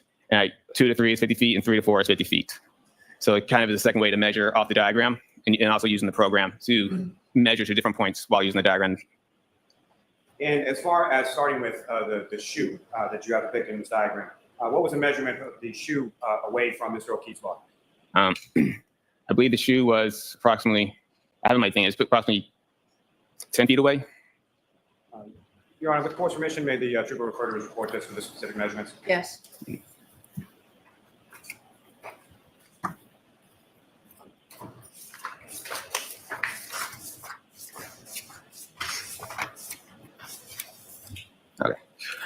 Okay, sorry, trooper, with regard to the shoe, how far away approximately was that from Mr. O'Keefe's body? 9 feet. And did you also have a measurement for how far away the glass cup pieces were from Mr. O'Keefe's body? Yeah, 1 foot. And for the red plastic you have labeled on this diagram as A, how far away from Mr. O'Keefe's body was that? 7 feet. Now, with regard to the directionality, you also measured sort of directionality as far as the 9 feet that the shoe was away. Which direction was it? Each evidence was measured from the pedestrian's final rest. So the shoe was 9 feet southeast from the pedestrian's final rest. And if you could, using the laser pointer on the screen, as far as the directionality of the board, if you could first direct the jury's attention to where Mr. O'Keefe's final rest is, and then as far as the directionality of southeast from that, where is it? Okay, so right here, pedestrian's final rest, it's more right there. The shoe is right here, so it would be kind of southeast. I have an arrow pointing north to kind of give it extra. And the glass cup that was 1 foot away, which direction was that? It was about 1 foot north. I think it was found like within, right next to him, so. And the red plastic that you have labeled as A, again, that was 7 feet. In which direction was that, sir? That one was east, so it was right here. And as far as the clear plastic, what was the measurement and what was the directionality for that item, sir? 10 feet southeast, so about here. And the red plastic that you have labeled on the diagram as B, how far was that and what directionality was that? That was 12 feet southeast, and that's found right here. Okay. Sir, if I could direct your attention to the next exhibit before your diagram number 2, and just if I could have that, please.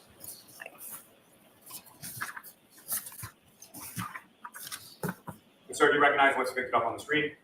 Yes, I do. And if you could, again, using the laser pointer, what, if anything, of significance do you observe in this particular diagram in reference to the roadway evidence? It's just essentially the same diagram. It's just a closer up version of it. So you had, yeah. So you saw the pedestrian's final rest, glass cup, plastic pieces, the shoe. It's all still depicted in the diagram. And the red arrows that you had indicated, delineated, or depicted sort of from where the words are to where the items were, is that present in this diagram as well? Correct. If I could direct your attention to the next exhibit before you, and if I could have diagram 3, just go.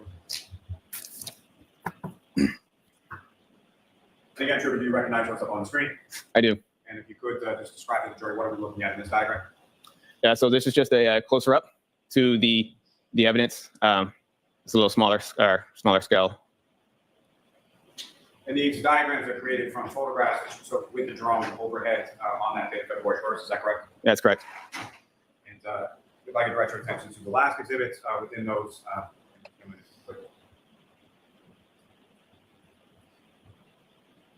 And again, sir, if you could, you recognize what's up on the screen? I do. And could you describe to the jury again using the laser pointer to delineate what, if anything, is significant to observe in this drone photograph and diagram you have on the screen? Yeah, so this is from my report. It's the same diagram. Has the same amount of evidence on here. There's a house, there's a light pole here. These lines here, which I mentioned earlier, were the edge of the road and the edge of the sidewalk. Thank you. Assuming you can break that down. All right, Mr. Lally, why don't we pause here for the lunch and recess? Trooper Paul will have you back with us a second, okay? And if you follow the jurors out, please. Thank you. Court, all rise for jury. And jurors, why don't we take 45 minutes? You are muted. I'll see counsel at side.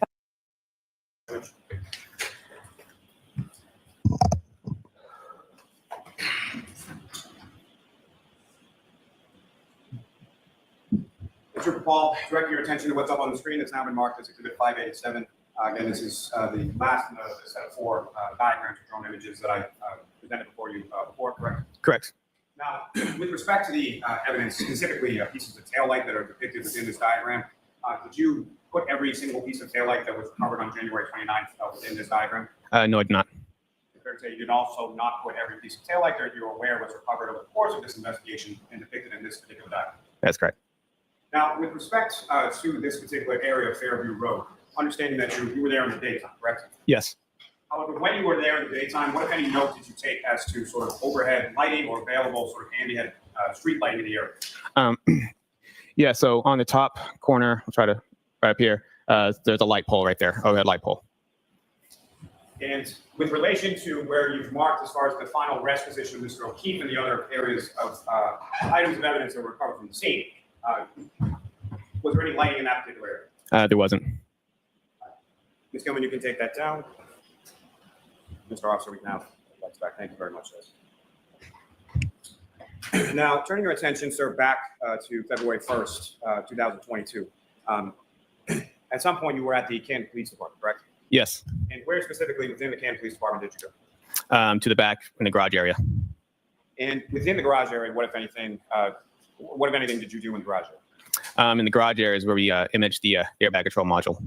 And so, I'm sorry, is it fair to say the vehicle, the defendant's vehicle was located in that garage area? That is correct. And you imaged that vehicle, and what, if anything else, did you do with respect to that vehicle that day? At that point, we just analyzed the damage to the vehicle. Now, at some point, did you perform any sort of mechanical inspection of the vehicle? Yes. And was that day or at some later? It was that day. And was that within the garage area itself, or where did you perform the mechanical inspection of the vehicle? We analyzed a little bit of the steering and the brake pedals while it was sitting in the garage. Then we did testing with it on the in the driveway next to Canton PD. Now, sir, starting with a visual inspection of the vehicle.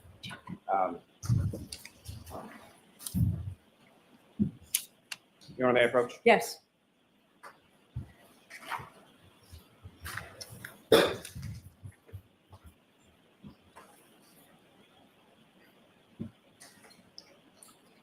I'm showing you two photographs. Just review those, look up when you finish. Do you recognize those? I do. And what do you recognize those to be? They are crime scene photos that I've attached to my report. You're on the Commonwealth to seek to introduce and admit as the next two exhibits. Objection, Your Honor. Thank you. Yep. Sorry.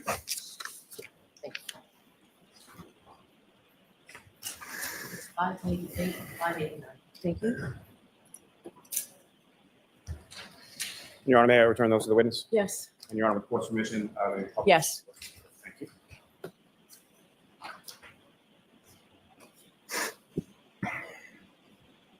One moment, Your Honor. Okay.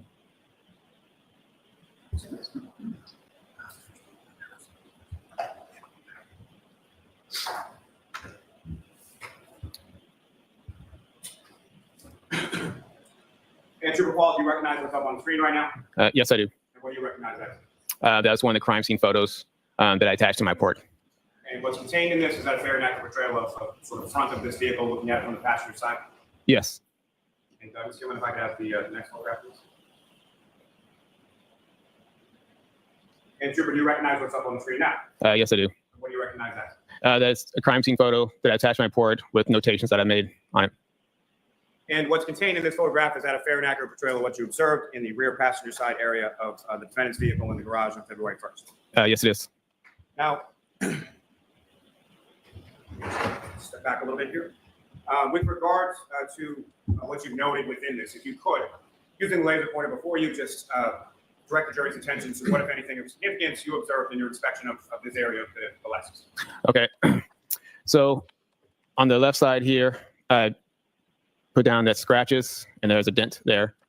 The broken tail light here was here. There's some scratches on the bottom right rear bumper here.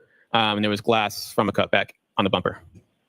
As far as the glass on the bumper, what, if any, observations did you make of that in relation to the vehicle itself? Yeah, it appeared to be from a cup as opposed to any glass that came from the vehicle. Objection. So I'll strike the first part of the answer, but the second part will stand. I have no objection to the second part. Thank you. Now, with regard to the dent that you've delineated within this photograph, did you take any measurements from the ground as to where that was located? Yes, I did. And how far did you measure the dent to be approximately from the ground? Approximately 48 to 50 inches from the ground. And what, if any, measurements did you take as far as from one part of the vehicle to the other, as far as where the dents were located? Yeah, so it was approximately 19 inches from the right side of the vehicle. Now, the scratches that you were talking about before, where were they in relation to the dent? Right above the dent. I can see right there. As my hand shaky. Now, as far as you obviously also made observations of the driver's side tail light as well. Yes. And so, from what you observed with the driver's side taillight versus the passenger side taillight, what, if any, observations did you make as far as the color of the pieces that you found missing from the passenger side taillight? As compared to the left side of the taillight? Yes. So on the left side of the taillight, there was red and clear plastic pieces. Now, the scratch marks along the bumper, did you take any measurements with relation to them? Yes. And specifically, did you take measurements from the ground to where they were located? Yes. What did you measure those? They were approximately 27 to 28 inches from the ground. Thank you, sir. Mr. Wynn, you can take that down. Now, Trooper Paul, we can talk about a mechanical inspection of a vehicle just first in general terms. What is it that you're doing with respect to the vehicle in order to conduct that mechanical inspection? So when we do mechanical inspections, we're obviously checking the steering, make sure the steering moves properly, the brake pedals, make sure they are firm, make sure the accelerator pedal moves back and forth. Just generally looking at the tires, make sure there's no issues with the vehicle. And what, if any, observations that you make of the vehicle itself as far as any defects or anything to do with the braking, the tires, or any of the other areas that you inspect? We didn't observe any mechanical defects with the vehicle. Now, with relation to the weight of the vehicle, what, if any, analysis, what, if anything, did you determine as to the weight of the Lexus? The weight of the Lexus, I didn't, it was an analysis, was just based on I think I have the gross vehicle weighting for the vehicle. And how much of the vehicle weighs according to the gross weight? I think it was approximately 7,000 pounds. Now, with respect to the lights of the vehicle and being the taillights and the headlights, what, if anything, did you determine those to be as far as what type of lights were they? They were LED. Both, they were headlights and taillights were both LED type. And if you could just expound a little as far as LED lights, what, if any, significance does that have to you, or what kind of light are LED? How bright are LED lights? LED, well, most comparison to what most people think in car and taillights, where I have the bulbs, where they have the filaments. LED is more electronically controlled. There's a sensor that will light up, as opposed to a bulb type headlight and taillights. Now, are you familiar with an organization called NHTSA? Yes. And what does NHTSA stand for? It's the National Highway Traffic Safety Administration. And what, if anything, did you do with regard to NHTSA in respect to this vehicle itself? We ran the vehicle through NHTSA to see if there's any recalls on the vehicle. And what, if any, recalls did you discover when you ran this particular vehicle through NHTSA? There were no recalls. And to be specific, we're talking about this specific vehicle as opposed to just Lexuses in general, make and model, correct? Correct, yeah. We put the VIN into the system, and it will tell you if this vehicle has any recalls to it. Now, you indicated on February 1st at some point you did some testing with the vehicle. Is that correct? Correct. And where was that testing done, and what did it consist of? It was done in the parking lot of Canton PD on the same day. We did a forward braking test, a reverse braking test, and a reverse acceleration test. Now, the parking lot of the Canton Police Station where you did this, what kind of roadway surface was that? It's an asphalt surface. So similar to the asphalt surface at 34 Fairview Road, is that correct? Correct. And what was the condition of the roadway as far as how dry or wet was the roadway when you conducted these acceleration and braking tests? It was wet at the time.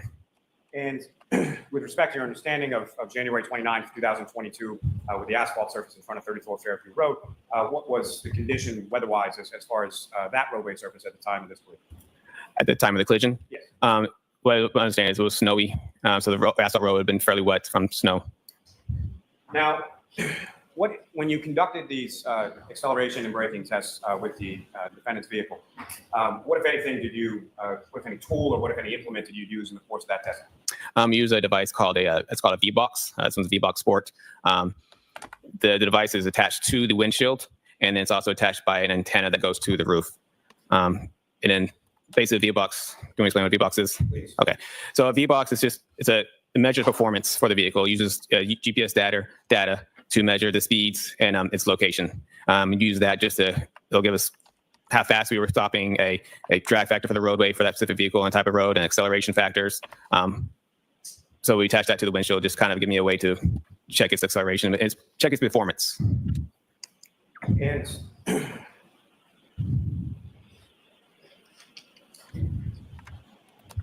sorry, you're on one moment, please. Sure.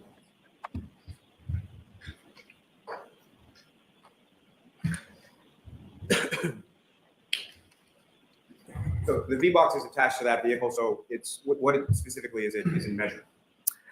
So yeah, it's using the GPS data to apply its location, and so it's measuring its speeds and using the speed and the location, putting that together. And once you so you use the app through the VBox, and you set up some parameters as like you can go out 30 miles per hour, 20 miles per hour, 10 miles per hour, and it'll set your vehicle. So when you go to 30 miles per hour, it'll tell you what you're doing at 30, what you're doing at 20, what you're doing at 10, and then it'll know if you're doing braking or acceleration tests. And it'll use those numbers that you have to give you, your acceleration factor or braking factor for the vehicle. And so from the VBox Sports device that you use, and you've received training as it applies to using that device? Yes, I have. And certification as well? It's usually just the training on it. Now, with respect to the VBox Sport as it's attached to that vehicle, that's measuring specifically from that vehicle with those tires on that roadway surface that day, correct? That's correct. Now, with regard to that testing on that day, you did some acceleration or reverse acceleration tests, is that correct? Correct. And how many of those tests did you conduct? 2. And you describe to the jury sort of how you conducted those tests or what speeds you were using or sort of that process of the 2 reverse acceleration tests that you conducted that day. So the reverse acceleration test we conducted, we set the parameters up to 25 miles per hour. So what we did is we try to come from a stop at 0 and then press the accelerators about as hard as I could press it and try to go back and see how fast I can get to 25 miles per hour and see what the performance did at that time. And what, if any, kind of data did you receive with the VBox Sport using during those 2 reverse acceleration tests? It gave me an acceleration factor. It gave me its speeds and times and distances that it was at each location. And if you could explain to the jury, sort of when you say acceleration factor, what is an acceleration factor? It's just a number of how fast the vehicle could travel from an acceleration. And it could be a light acceleration to a medium acceleration, a hard acceleration. They all have a different number that you can use to kind of relate it back to what the acceleration is for that vehicle. And what was the acceleration factor that you were able to obtain with those 2 reverse acceleration tests? I believe this was I had 0.317, I believe. Now, during the course of those the reverse acceleration tests that you conducted on that day, what, if anything, did you know? Well, let me ask you this: as far as the operation of the vehicle, who was actually physically operating the vehicle? I was actually operating the vehicle. And what, if anything, did you know during your operation of that vehicle during the reverse acceleration test that you conducted? We also noted the accelerator pedal moved freely. There was no binding. There were no interference from anything on the floor. Nothing interfered with the accelerator pedal. It worked as it's supposed to. And when you're doing this reverse acceleration test, how are you, if at all, are you manipulating the steering wheel at all, or is it a straight line test, or how is the test? How is the vehicle directed during the test? So I try to keep it fairly straight. And when you accelerated in reverse in a fairly straight fashion with the steering wheel, what, if anything, did you note about that? They kept the vehicle fairly straight. It was fairly easy to keep control of. Now, in addition to the 2 reverse acceleration tests, what, if any, testing did you do with regard to reverse braking? Yeah, so we conducted 2 reverse braking tests. And again, similar, can you describe to the jury, this is also with the VBox Sport attached, is that correct? Correct. So you're obtaining data from that as well? Yes. And during the course of the reverse braking test, what, if anything, first as far as data is concerned, how fast were these tests being conducted? What, if anything, was input, and what, if any, data did you receive from? Yeah, so the reverse braking one, we try to get up to about 30 miles per hour. And then once we get up to that speed, that's when we applied brakes, try to brake the brakes fairly hard to try to get the vehicle to stop. And are you also familiar with the term known as a deceleration factor? Correct. And can you explain to the jury what that is? It's just essentially the opposite of an acceleration factor. This is a number for how fast the vehicle would slow down. And with regard to the deceleration factor from the 2 reverse braking tests that you conducted on that date, what, if any, figure did you receive from the instrument, from the VBox Sport? For the reverse braking? Yes. I believe this one was so it gets you a drag factor number for this vehicle too, and it's our deceleration factor, which is both are used the same way. This one was a point, I think it was 7.1. Now, with regard, again, you're operating the vehicle during these 2 reverse braking tests, is that correct? Yes, I was. And what, if anything, did you note in regard to the operation of the vehicle when you were conducting these 2 reverse braking tests? Yeah, the brake pedal was firm. There was no pulsation from the brake. Now, in addition, sir, were you able to conduct some forward braking tests? Yes, I was. And similar again, could you describe to the jury as far as how you were operating the vehicle during the forward braking test? Yeah, it's essentially the same thing as reverse. If I was going forward this time, I got up to 30 miles per hour, and I would just apply the brakes about as hard as I could apply them to it stops. And again, are you receiving from the instrument some sort of deceleration factor? Yes, I was. Did you recall what that was? Yeah, it was a 0.69. And during the course of your operation of the vehicle during the forward braking test, again, what, if anything, did you note in regard to the operation of the defendant's vehicle? Same as before, the brake pedal was firm. There was no pulsation, no issues. Now, you talked a little bit about a ACM or an airbag control module, correct? Correct. You indicated earlier in your testimony that you had downloaded information from that. Is that correct? Yes. Now, when you download that information, what, if anything, do you get from the vehicle, or what, if any, how are you able to sort of read or interpret that data? So in the airbag control model, it's equipped with a spot event data recorder on EDR. And in that data from the EDR, we will use the BOSS CDR software and we'll attach to the vehicle. And in that software, we'll basically extract the information or image the information that's in the module. And so that information could range from getting us speeds, if there was braking, if there was steering wheel movements, basically like looking for change of velocity, that type of. So there's a lot of information around the vehicle. May I approach you? Yes.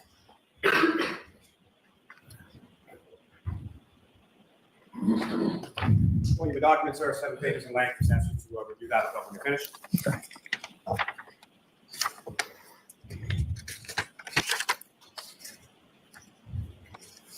Do you recognize that document, sir? I do. What do you recognize that to be? This is the document that gets printed out through from the airbag control model through the crash out retrieval software. Thank you. May I approach again, Your Honor? Yes. I'm up to introduce the minutes in that exhibit. No objection. At 590.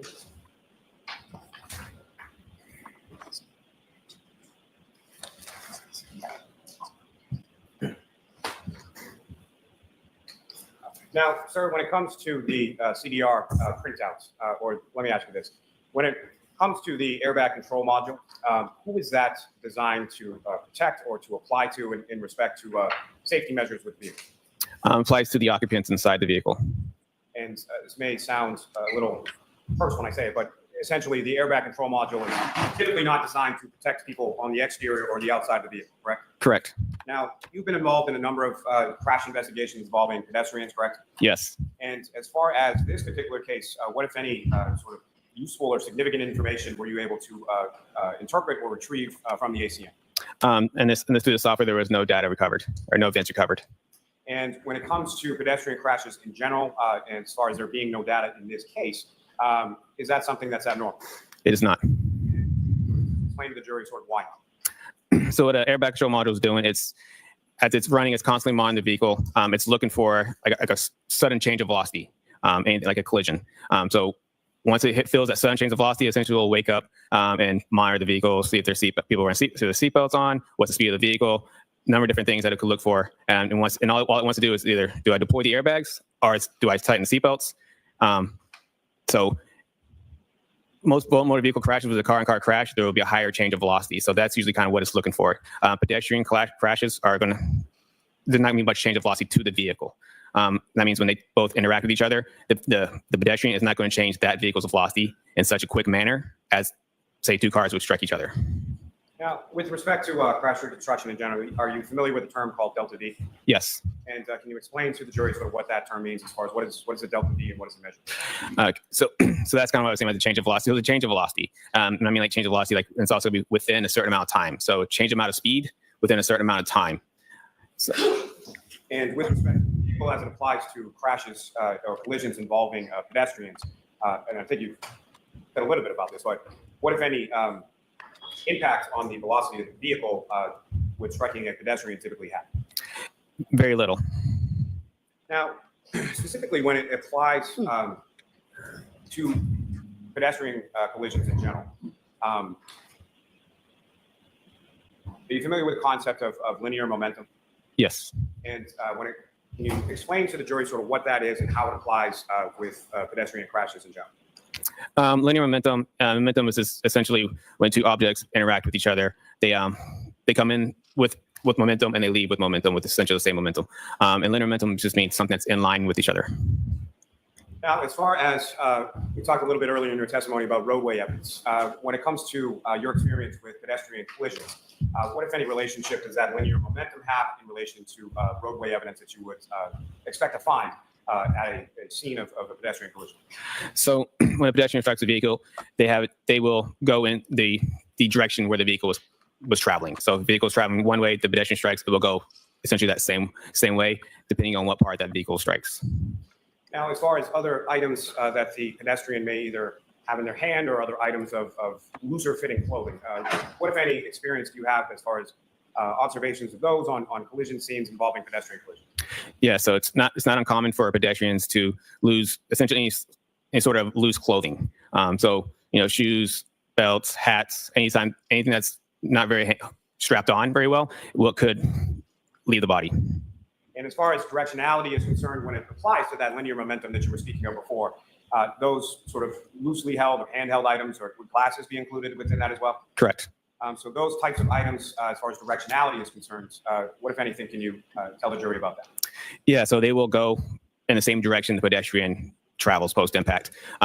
We usually use that as kind of a post-impact path of travel for the pedestrian, showing that this is the direction that they would have traveled from where they got struck. Now, are you also familiar with the reconstruction terms known as area of impact and point of impact? Correct. And can you explain what those terms mean in a crash reconstruction context for the jury?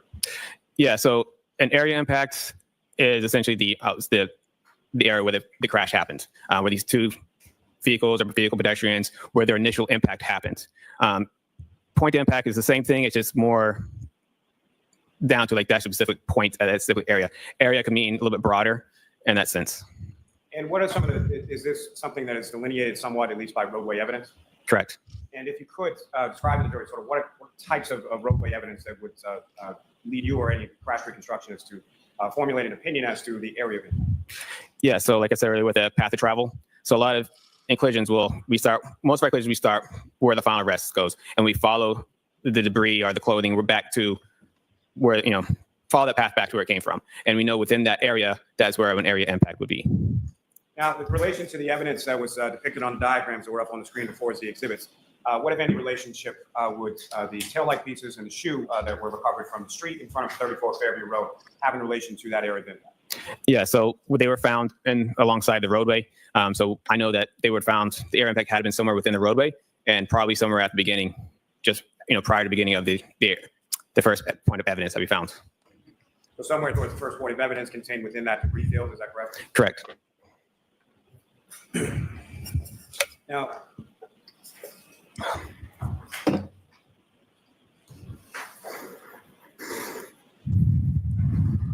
have one more. Yes. Now, sir, are you also familiar with a safety system specifically applicable to Lexus vehicles? Yes. And have you received training in regard to downloading information in regard to that as well? Yes. And what is that safety system? What is that called? It's called the Toyota TechStream software. And so the Toyota TechStream is a software similar to the crash data retrieval or CDR software that you're talking about, but it's specific to a Lexus. Yeah, but it's between Toyota and Lexus has software. The TechStream, it's similar in the fact that they both record data to the vehicle. TechStream was created by Toyota for their technicians to diagnose vehicles and use that information to help, any kind of mechanical issues that they would have with the vehicle that they can do when you bring your car to them. They can look at the TechStream and just kind of find out what caused the mechanical issue. Now, with respect to the Toyota TechStream data that's available, what kind of data are we talking? So TechStream, yeah, they obviously the diagnostic stuff. So they're looking for any engine defaults or anything else. But they also have what's called a vehicle control history in it. Sorry, I missed that. Called what? A vehicle control history. Thank you. And the vehicle control history it's basically monitoring people's driving behavior. So it has certain, they call it triggers that they have listed. And when those triggers are met, they will record data related to that trigger. And what type of data, in general terms, what type of data are you able to recover through the Toyota TechStream tool from the vehicle control history? Yeah, so each trigger, you can record the same as get your speeds, brakes, the accelerator pedals on, look for steering wheel angles, engine RPMs, all the information that you have related to vehicles. Now, in addition, is it possible with vehicles that have some vehicles made that are accessible through this Toyota TechStream, including Lexus, which I should say, I'm sorry, so Lexus is manufactured by Toyota, correct? That's correct.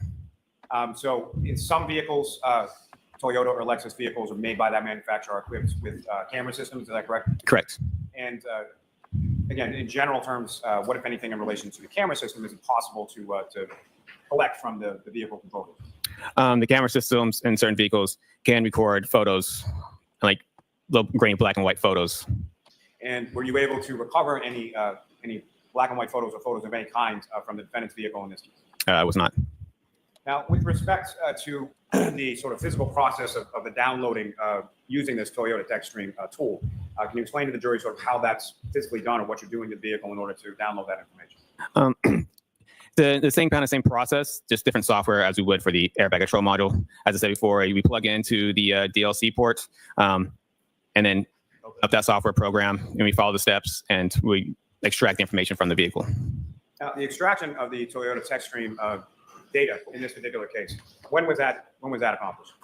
For this one, I believe it was February 2nd, 2023.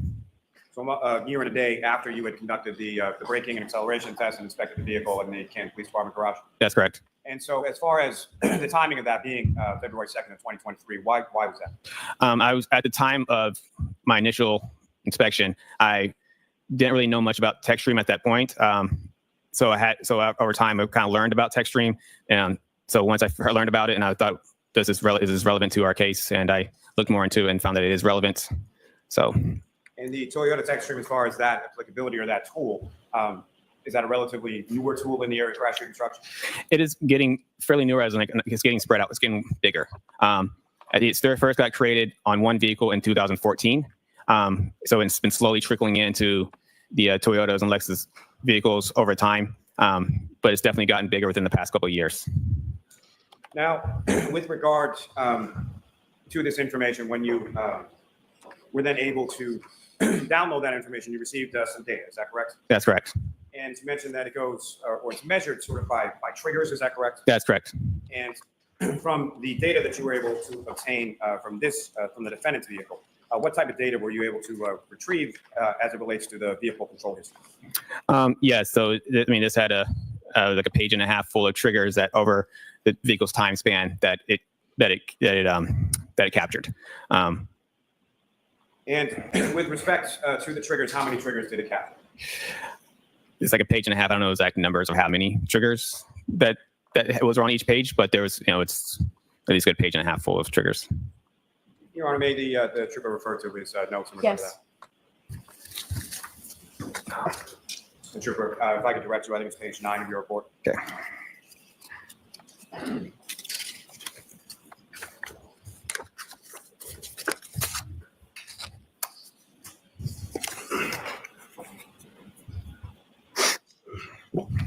And how many triggers was it, sir? Can you count them? Does he have to count them, Mr. Lally? No, I don't think he has to count them. Sir, if I could direct you to paragraph 23. Oh, yeah. So 22 separate triggers. So in my report, it says 22 separate triggers that occurred on odometer mileage 12665 to 12666. And with regard to the mileage that you noted as far as being between miles 12665 and miles 12666, that's 12,665 to 12,666, correct? Correct. And what was the mileage that you observed on the vehicle at inspection? 12,665. And at the time that you conducted this Toyota TechStream download from the vehicle, what was the mileage at that time? 12,666. And there's also reference within the vehicle control history data in regard to something called a key cycle. Is that correct? Correct. And can you explain to the jury sort of what a key cycle is and what are the different things that could trigger a key cycle? Key cycle is essentially, so it's from the ignition cycle. So a key cycle is essentially from when the vehicle's off, it's pressed on. It doesn't necessarily need to be running or turned on. It just needs to be turned on and then off again, and that'd be one key cycle. Now, with relation to your analysis in regard to the vehicle control history, what, if any, role did the key cycle numbers, or what kind of role did that play in your analysis? It shows me where how far away they were from each other. The key cycles were. And how far away in what terms, sir? So when I turned the vehicle on, when I did my testing, it showed me what key cycle was that I was on when I did those testings, and then the odometer mileage in relationship to that. Your Honor, may I approach? Yes.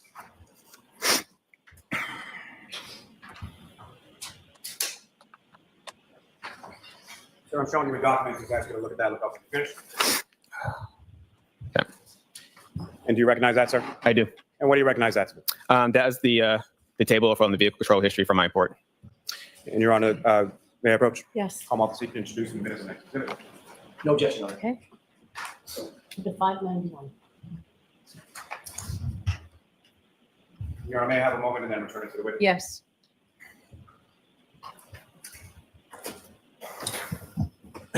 Your Honor, with the court's permission, if I could ask to publish this to the jury.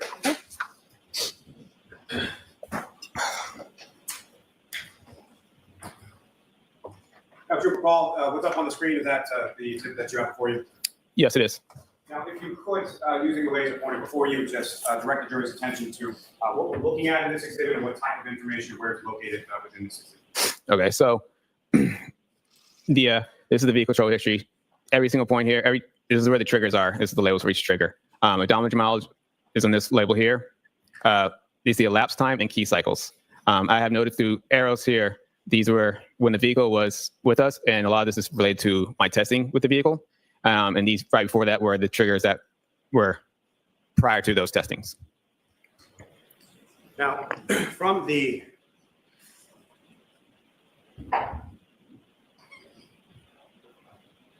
within this table, sir, there are two triggers reported at odometer mile 12,629. Yes. And what's the key cycle associated with 12,629? 1,162. Now, these triggers that are contained as far as the 12,629, that's prior to the. Okay, you have to either come close or speak up even louder, Mr. Howard. I will speak louder. There's no microphone near you. That's the problem for the court reporter. My issue is, Your Honor, there's no light over here. All right, so let's turn the light on and then you can ask your question, then we'll turn the light right back off, please.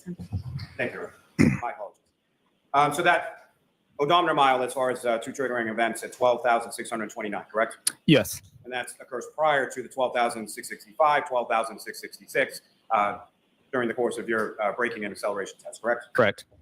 And the mileage difference between those two, did you do that math? Yes. What was the mileage difference between the two? 36. And how many key cycles were different between your testing and that odometer reading of 12,629? 2 key cycles. Now, as far as what if any information did you have and where did you get it in relation to the defendant's vehicle's path of travel prior to those odometer readings that you noted when you did your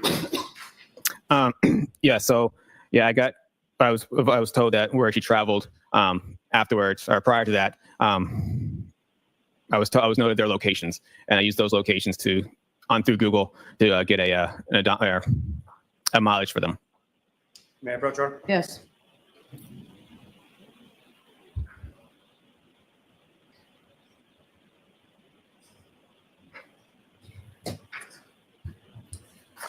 Oh, you another document, sir? Do you recognize that? I do. And what do you recognize that to be? Those are the Google directions. I put them in a table and put in my report. And may I approach, Your Honor? Yes. I want to introduce the witness next exhibit. No objection. Exhibit 592. Did you? Okay, I have 1 minute, Your Honor. Yes.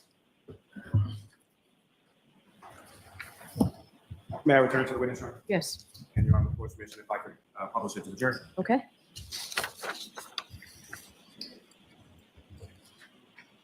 Gentlemen, if you could enlarge 2 minutes or more. Now, Trooper Paul, do you recognize what's up on the screen as the next exhibit before you? Yes, I do. And these are, again, if you could explain to the jury sort of what we're looking at here and how you came to these mileage tools.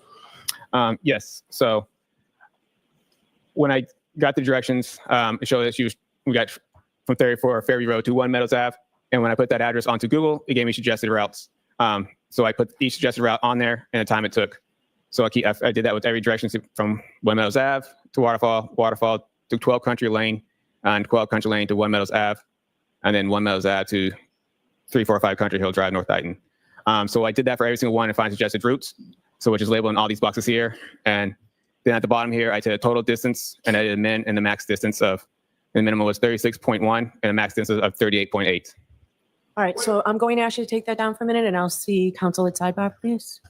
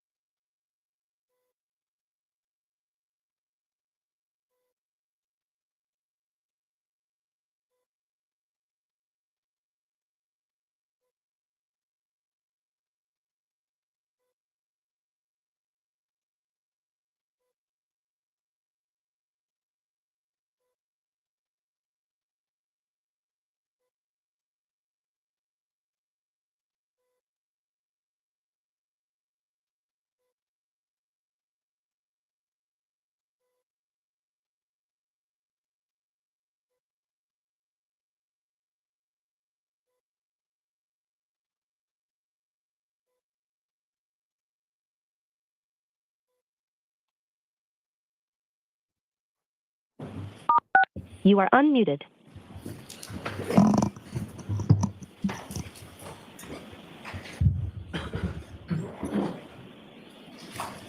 Now, in addition to those distances there depicted in that exhibit, sir, have you also looked at a mileage or distance between, well, I'm sorry, the first up there was as far as 34 Fairview Road to 1 Meadows Avenue, is that correct? That's correct. And that gave you sort of 3 different routes of travel, is that correct? Yes, And the minute of the max was 2.2 to 2.6. correct. Now, if you were to add that as an additional sort of distance travel to the 36.1, 38.8 that you had calculated, how much of a difference does that make? Between the two min maxes, Yes. only 2.7. And as far as your analysis that we're about to discuss, adding in that approximate 2 points, whatever miles, how much of a difference does that make to your analysis and ultimate conclusions in regard to the VCH or vehicle control history data? As we're going later, but so the 36 is just within the realm that she could have traveled 36. The odometer mileage is the odometer mileage. So 36 is 36. That's what's on the vehicle. So within the realm of possibilities that the vehicle could have traveled 36 miles after the 2 triggers that are in this vehicle. Now, with respect to that minimum and max, as far as the 36.1, 38.8, what, if any, relationship does that have to the difference in the odometer readings that you observed between when you conducted the braking test and when you observed these 2 triggering events that you were talking about at the earlier mileage? I said no difference. The odometer mileage is the odometer mileage is 36. And so I guess what I'm asking, sir, is the 36 miles, is that within the range of the 2 triggering events that you were just talking about? Yes, it was. Now, as far as within your report and your analysis, did you come up with some sort of a label as far as these 2 different triggering events that you observed? Yes, I did. And that incorporated the mileage, is that correct? Correct. And that was, again, 12,629, is that correct? Yes. And then as far as any further label that you put on it, how did you label it? I laid them as in when they occurred. One's 12,629A and one other one's 12,629B. And with respect to the A and B, which one occurred first? The A occurred first. May I approach, Ron? Yes.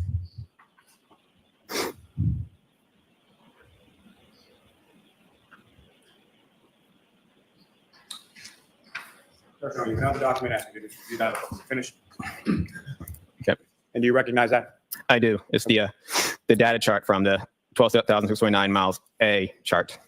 May I approach again, Your Honor? Yes. Almost seek to introduce the minutes of the next exhibit. No objection. The 593. And again, if I could just have a moment, Your Honor. Yes. May I return this to the witness, Your Honor? Yes. With information made. Yes.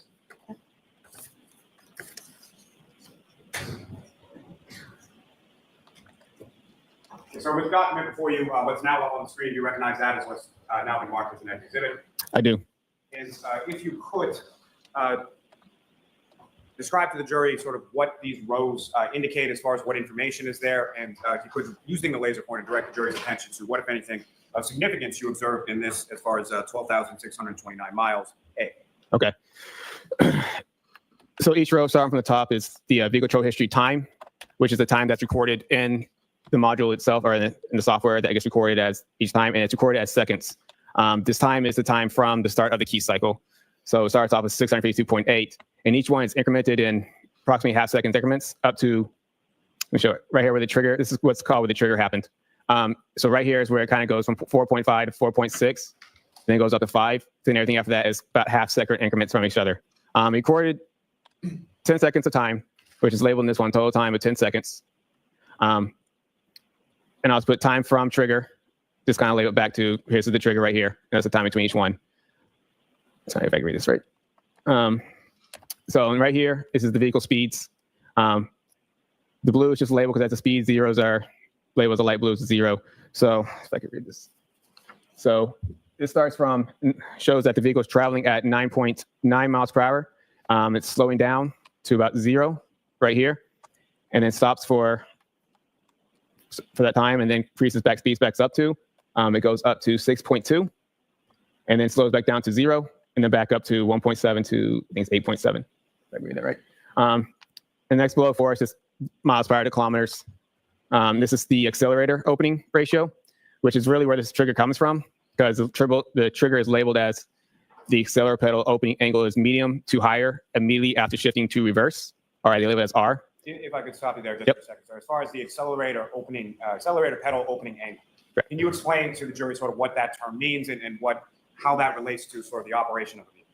So the accelerator pedal is, the part where everybody puts a foot on and gets the vehicle to go. So the pedal, so this is what's showing how far the pedal was actually pressed by the operator of the vehicle. And that gives you a percentage of that. So if it was, zero's not pressed and 100%, it's all the way down. So they label the trigger, I think 30% is medium to higher. In this way Toyota labels it. So and that's where you'll see the trigger is around 31.5%. And it also shows start from the beginning, goes from 0 and increases up to 50.5%. And that's 5 seconds. That's only, a little over a second past the trigger. And so it's 50% and then back off and then back onto the accelerator again, up to 34%. Now, as far as this data is concerned with the VCH data from the Toyota tech screen, what, if any, information are you able to glean as far as directionality, as far as forward, reverse, left, right, things like that from this data? So on this label right here, so it shows the shift position signal. 1 is forward and 2 is reverse. So this right here is showing the vehicle was in drive and going forward. And then the vehicle got shifted into reverse and then back to drive again. Now, from your experience and from your training when it comes to interpreting this type of data, do you have any opinion as to sort of what type of maneuver or what type of actions the vehicle was taking during the course of this triggering event? Yes, this appears the vehicle was slowing down and making a U-turn. Because also the other thing into it shows steering signal. And the steering wheel showed that she was driving left and then right and the back left again. And also when she's on the brake switch. Thanks. Ms. Gilman, you can take that down. And Your Honor, may I approach? Yes.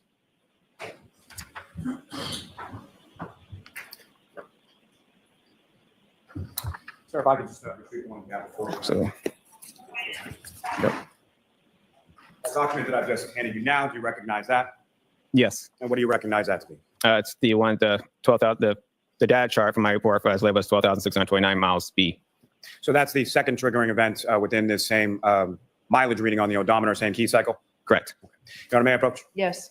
Come on, seek to introduce the minutes of the next exhibit. No objection. Okay.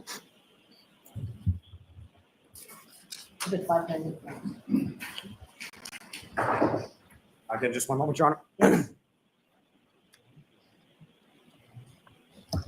May I approach the witness? Yes, and for the sake of taking the best use of our time, if they're in evidence for the rest of this afternoon, both of you can then just ask to, just go ahead and put them up and not ask for permission. Thank you. And Ms. Gilman, if I could.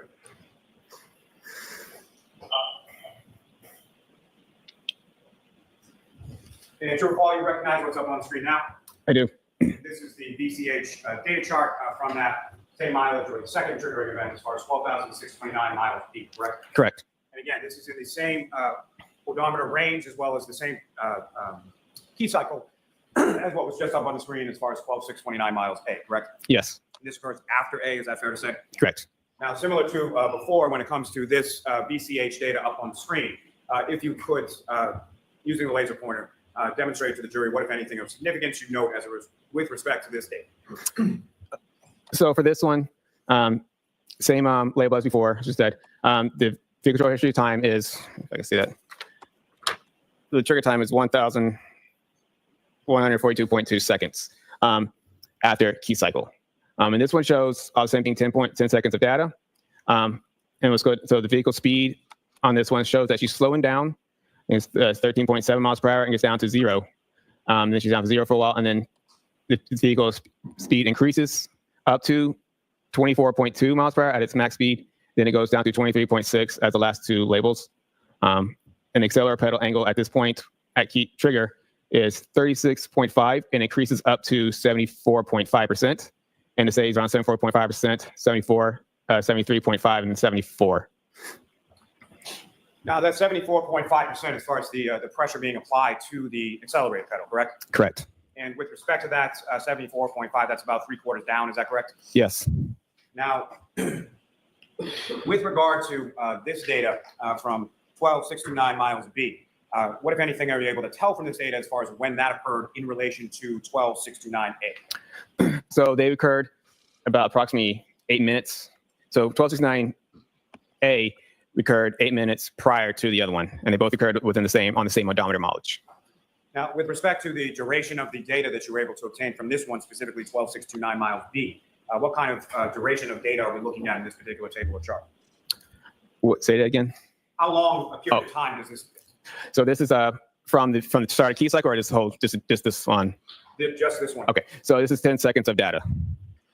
And with respect to that 10 seconds of data, as far as the 24.2 miles per hour, when does that occur within the 10 seconds of data for this particular event? So 24.2, as I'll point out, is right here. It's actually around the 9-second mark. Now, similar to the other charts for A that was up on the screen a moment before, is there an indication as far as the accelerator pedal opening angle? Yes.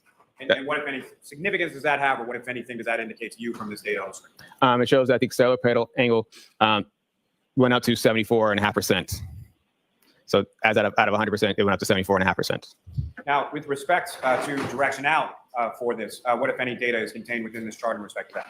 Yeah, so on the bottom row, it shows the steering signal. It shows it slowing down. Zero is like 0.5, 9, 13.5, 13.5. I think it's 13.5, 0, 4.5. And we're talking about steering wheel. How far does the steering wheel move from left to right? So that's the degrees of a steering wheel angle. Now, as far as when the vehicle is shifted sort of from drive or neutral or park or whatever it was, at some point, is there an indication in this data set on this table as far as when the vehicle was placed into reverse? Yes. And how far into this 10-second data set was the vehicle placed into reverse?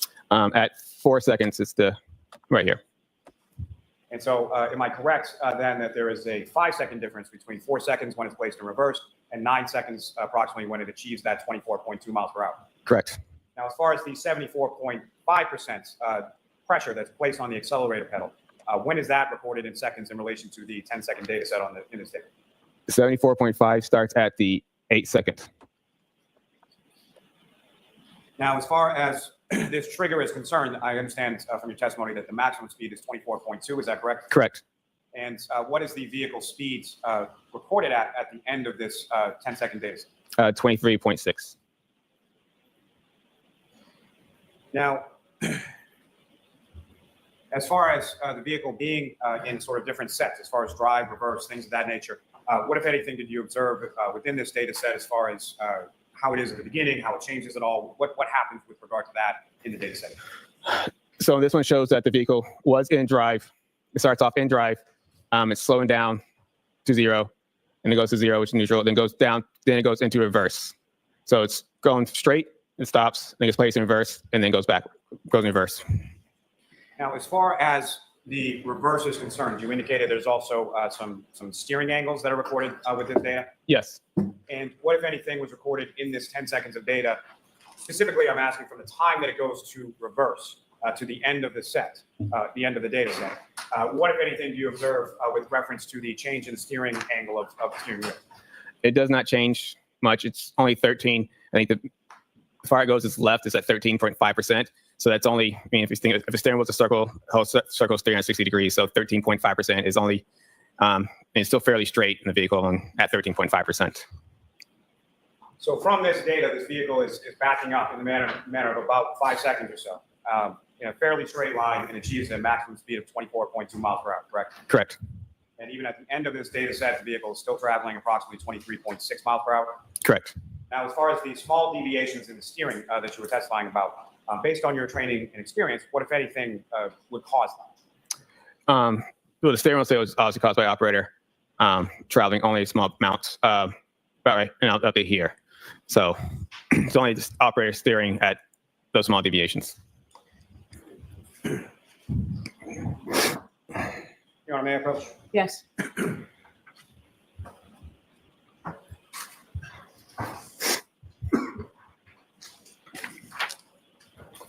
Let me grab that one.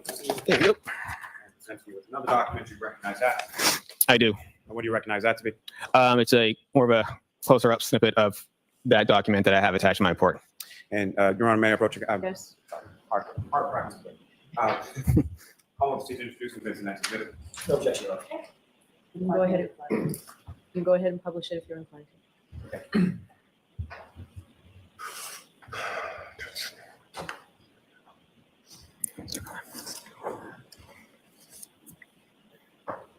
Paul, who wants to leave it up on the screen as this next exhibit, if you could, using the laser pointer, just direct the jury's attention to what, if anything, of significance you observed in this portion of the data. Yeah, so I circled in here if they dropped from 24.2 to 23.6, and also the steering wheel signal went from a left at 4.5 to a right 4.5, so positive to a negative. And also the same thing with the accelerator opening ratio kind of stays consistent at 74%. May I approach again, Your Honor? Yes.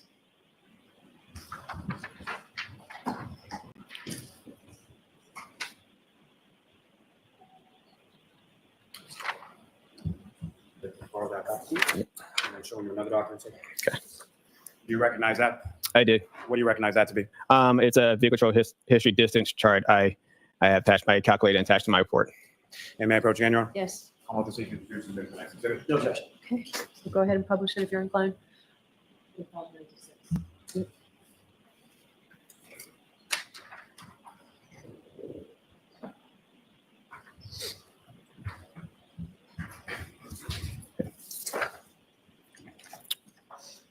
do you recognize what's up on the screen? It is now been marked as exhibit 596. I do. And again, if you could, using the laser pointer, but let me ask you this first. As far as this table and this information up on the screen, I should have asked you this before. How was this table created, and what, if anything, does this illustrate? Yeah, so this illustrates from the chart of 12,609B. I started from when the vehicle was placed into reverse, and when it immediately goes from 0 and travels up to 23.6. Just that's like the last part of that last chart we had. And what, if anything, were you able to do as far as distance travel, and how were you able to determine that? So I used the this vehicle speeds and the time, and calculated a distance that the vehicle traveled during this time. And as far as the total distance traveled from the 0 to the 23.6 at the end, what was the total distance there? 97.35 feet. And with respect to the vehicle's maximum speed, as far as 24.2 miles per hour that's recorded within this data set, how much distance had the vehicle traveled prior to achieving that 24.2 mile per hour? 62.51 feet. Thank you, sir. May I approach this to retrieve, Your Honor? Yes.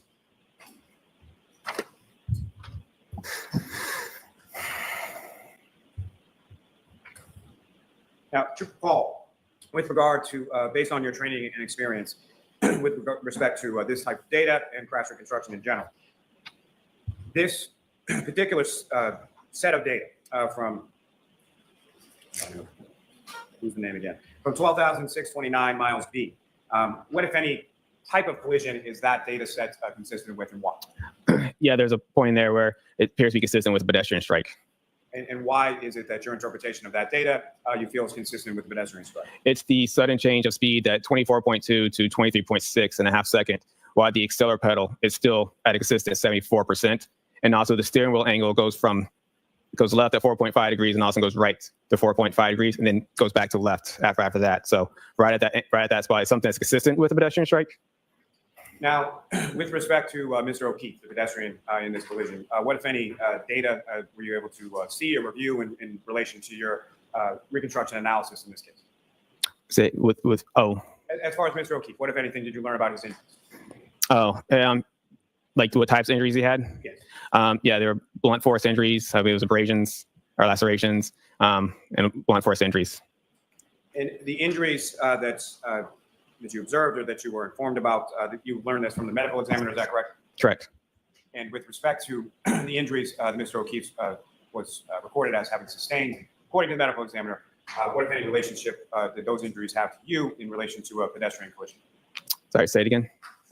As far as the injuries that you were informed by the medical examiner that Mr. O'Keefe had sustained, Yes. what, if any, relationship did those injuries have in relation to a pedestrian collision? They are consistent with a pedestrian collision. And how so? Due to, you can break down each injury due to the arm, with the lacerations of the arm from the tail light, the dent where the scratches for his hand could be. Those are something that would be consistent with this in this particular case with striking the Lexus. Now, specifically with reference to this case, what, if any, analysis did you conduct with regard to kinematics? Yes, I did a kinematics analysis in my report. Kinematics deals with the aspect of motion. And I'm sorry, if you could expand upon that just a little bit and explain to the jury sort of what kinematics analysis is. So kinematics analysis is, like I said, it deals with the aspects of motion. Pedestrian crashes get kind of labeled in certain types of how they interact.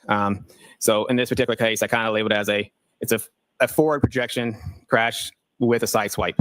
And what I mean by forward projection, it means that when a pedestrian gets struck by a vehicle, well, basically their principal impact forces are above the pedestrian's center of gravity, as in this case where you get the higher back of the vehicle. When you get struck by something like that, it projects you forward in the direction of the vehicle. And in this situation where he gets more struck through the side of the vehicle along the tail light area, that it projected him to forward and to the left due to this like more of a side swipe manner. Now, with respect to you mentioned the height of the vehicle, as far as the shape of the back of the vehicle, what, if any, relationship does that have in regard to you sort of labeling this as a forward projection / side swipe collision? Yeah, due to it being pretty flat, it's not the front of the vehicle where you have the hood and the pedestrian staying above the hood. It's the back of the vehicle. It's pretty flat and it's pretty higher up. Now, with respect, you also made aware through your review of the medical examiner's report that there was injury to the back of Mr. O'Keefe's head. Yes.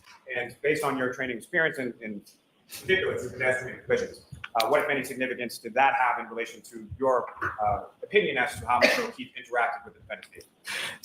So when you look at the damage, he would have interacted with that left side of the vehicle. And when he got struck by the vehicle on the left side, it would have caused his vehicle to rotate kind of counterclockwise. And then when that rotation, he could turn it into his back, and his back could have struck the ground. I noted at the scene that there was asphalt curbing, which could have somewhere he could have struck his head in there, or somewhere along any of the pavement would have caused damage. Most forward projection crashes have damage on both sides of the body.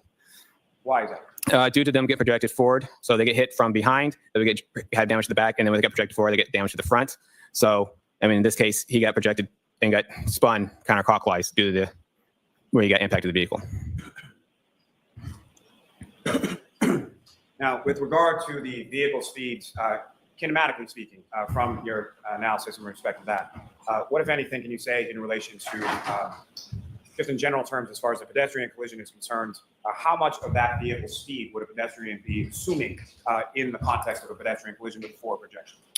Forward projection will have almost 100% speed post-impact. And more, like I said, in this case, it's more the fact that he didn't get 100%, like his center of mass didn't strike the vehicle, so he would not have been thrown 100% of the vehicle speed post-impact. His right side would have sustained the vehicle speed, and that would cause him to spin out. So as opposed to traditional forward projection, if he was right there in the middle of the vehicle, he would have got projected forward, and he would have sustained, his full body would have sustained the vehicle speed. Is that abnormal as far as the sort of forward projection type of pedestrian collision? And what I'm going to ask is specifically to not having any contact with sort of the bottom of the vehicle or being run over or something like that. Can you expound upon that a little? Yeah, due to the side swipe manner, the projection off to the left, it wouldn't show that he would have been, the car would have ran over him and traveled over him. Like traditional. Yeah, The car I'm would- going to ask you to slow down just a Sorry. little bit. Sorry. Yes, so due to the situation in this scene where he got projected to the left and body rotated, it would have rotated away from the vehicle, and his body would not have traveled under the vehicle, as you do in like a lot of traditional forward projection crashes. The vehicle would get tracked forward ahead of the vehicle, and that vehicle could possibly travel over that pedestrian. So that is not what you found in this particular pedestrian collision, correct? Correct. I know you mentioned it a couple of times, but if I could ask you to just expound a little bit when you're talking about center of mass and how that relates between sort of a pedestrian and a vehicle in a pedestrian type collision. So pedestrians, almost every object has a center mass. Pedestrians is the same. So a pedestrian center mass is essentially obviously the half the body, and you would also put down is around the chest area, just below the chest area would be a center mass for a pedestrian, and they all range based on height and body shape. And so where on someone's body typically would a center of mass be located? Usually just around the chest area, just below the chest area. Now, if I could turn your attention, Trooper Ball, back to February 1st of 2022, when you were at the Canton Police Department. You mentioned that, or you testified earlier at some point that you went outside to an asphalt roadway surface and conducted some forward acceleration and rear acceleration braking tests, correct? Correct. Now, in addition to that, what, if any, other testing did you do with respect to that vehicle on that particular date in that location? We checked the cameras, and we did backup visibility analysis with the cameras in the vehicle. And again, if you could, just in general terms, first, just describe for the jury when you say visibility analysis, typically speaking, what are you doing in a visibility analysis? In the visibility analysis, We are trying to see what an operator would see in their vehicle.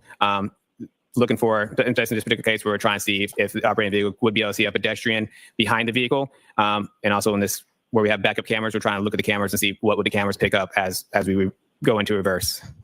And in fairness to the defendant, at this particular time when this visibility analysis was conducted, it was during the daytime, is that correct? That's correct.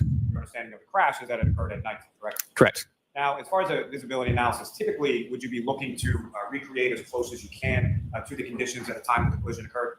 In most typical cases, yes. And why were you not able to, were you able to do that in this case? We were not. Why? Due to was most, like I said, it's mostly done when we're trying to see what an operator would see a pedestrian. It's mostly done because it's an accident, but a lot of times when it's like an intentional act, visibility is not an issue in this situation. We were just want to make sure that the cameras worked and the backup sensors all worked in the vehicle. Now, as far as this particular visibility analysis that was conducted in this case, how, if at all, was that memorialized? It was recorded when the crime scenes. Trooper recorded it.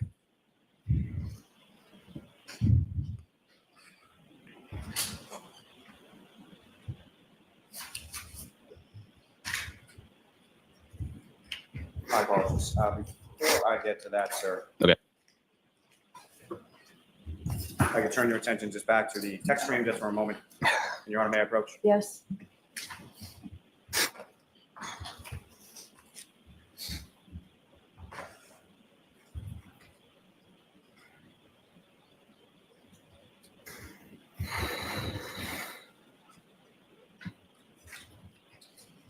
So I'm showing you a series of 7 photographs. To ask you to look at those. And first, I'm just going to ask you generally if you recognize those.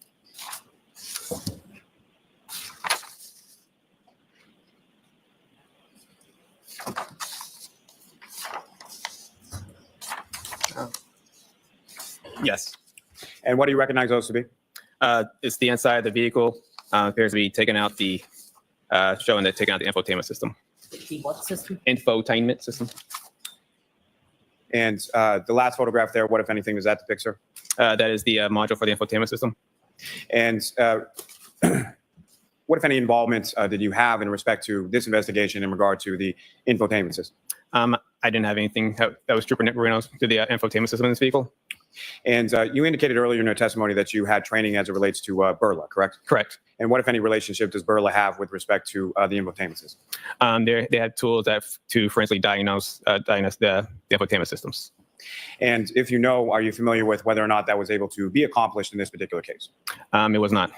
And do you know why not? Because they had to go to, I think Burla didn't have the equipment, so they went to a... Sustain. Your Honor, may I approach? Yes. Now, as far as those photographs, they're not portrayal what you observed in the vehicle during the time that you were conducting your testing. Yes. Your Honor, I'll seek to introduce them as the next 7 exhibits. Any objection, Mr. Jackson? I'm sorry, I was writing a note. What are those 5 photographs? 7. 7. No objection.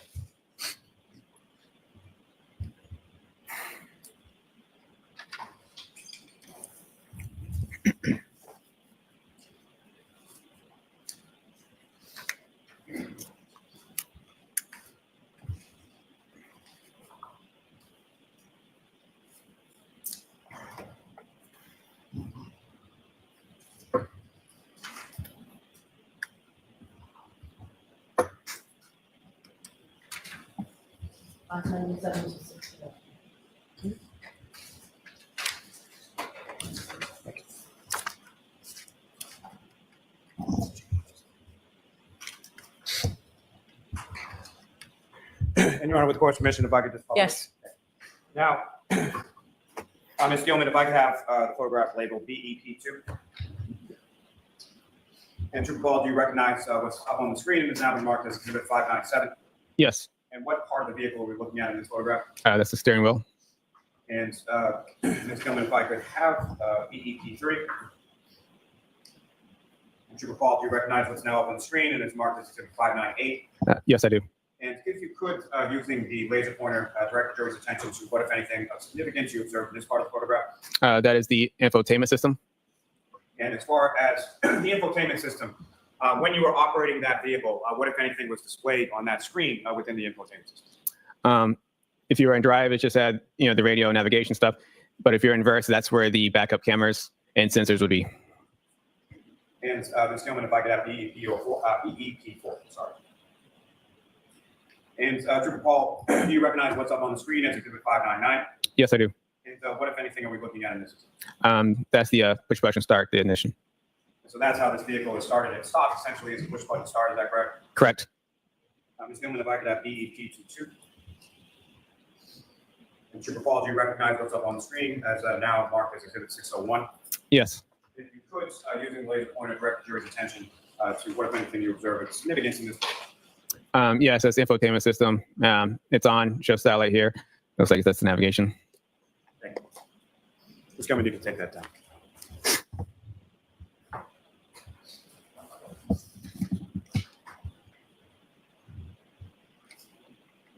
If I could take you back just for a second to the VCH data and the kinematics of what you were testifying about just a moment ago. You had mentioned that with respect to the injury to the back of Mr. O'Keefe's head that is consistent or could have been caused by striking his head on our pavement or the curbing, is that correct? Correct. Now, as far as your training and experience in pedestrian collisions that you responded to and investigated on prior occasions, as far as weather, as far as the coldness of the ground being frozen, what, if any, impact did that have as far as in relation to the injuries to the back of Mr. O'Keefe's? Objection. Sustained. Now, as far as the visibility analysis that you were conducting on February 1st, you mentioned that that was memorialized with photographs as well as video. Is that correct? Correct. In the video that was taken, sir, was that in the interior of the vehicle, exterior of the vehicle, or both? I believe it might have been just the interior.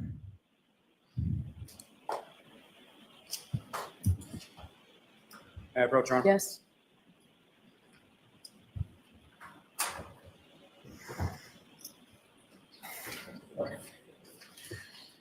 Sir, I'm showing you two discs. Okay. Do you recognize those?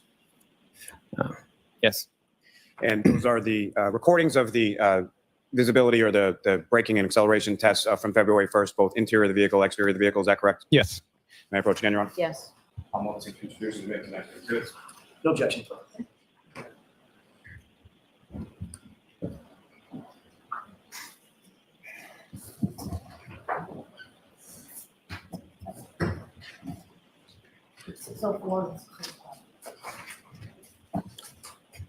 Before we get to those videos, Trooper, may I approach again, Your Honor? Yes.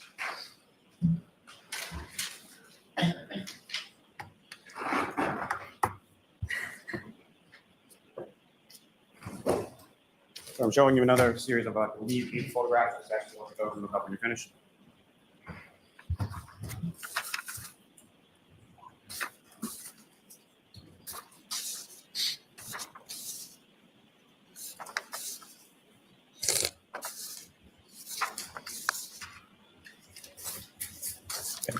And do you recognize what's depicted in those photographs, Trooper? Yes, I do. And what do you recognize those to be? Those are photos from the backup cameras and sensor tests.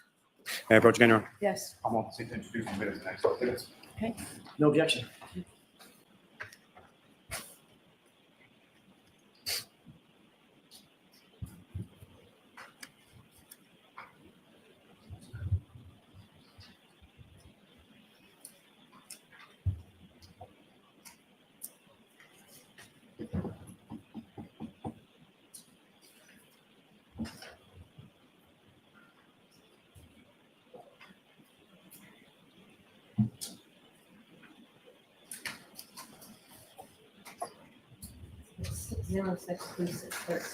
Thank you. And Ms. Gilman, if I could have from this packet photograph 2612.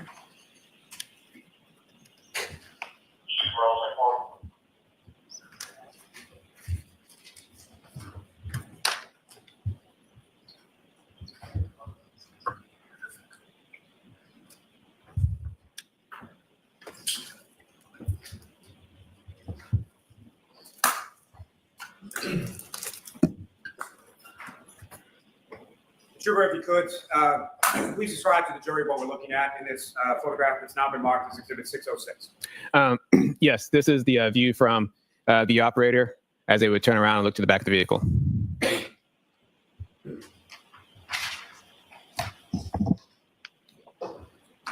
And Ms. Gilman, if I could have photograph 2616. And Trooper Paul, do you recognize what's up on the screen? It has now been marked as Exhibit 610. Yes. And can you please describe to the jury what, if anything, we're looking at here? Yes, that's the view inside the vehicle, showing the infotainment system and the backup cameras on it.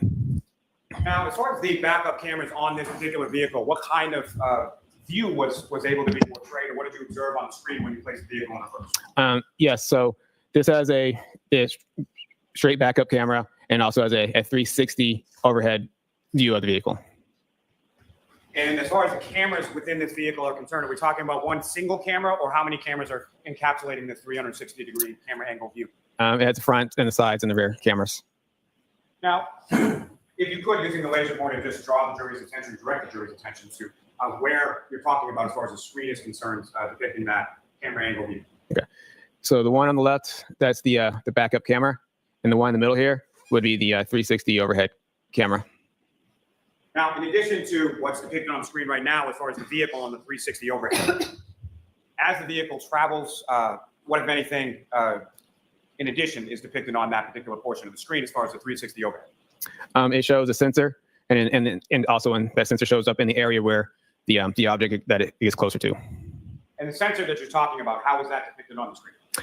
It's a little red, like blip, or a little bar that would show up on the camera itself. And is that something that appears as you approach an object from either in front or behind or something else? Correct. As you approach the bar will, blink and will go get faster as you get closer to the object. Now, with respect to the system overall, in addition to the visual cues depicted up on the screen, what, if any, auditory cues are also part of this system? It will beep at you, and it will, as you get closer to the object, it will beep faster as you get closer to it. And as far as getting closer to an object, the beeping that you're talking about, it increases in speed or rapidity, is that correct? Correct. And how does it, what, if anything, does it do as far as the volume of the beeping that you I guess it would increase as it would get faster. So it gets faster and it gets louder as you get closer to an object, correct? Yep.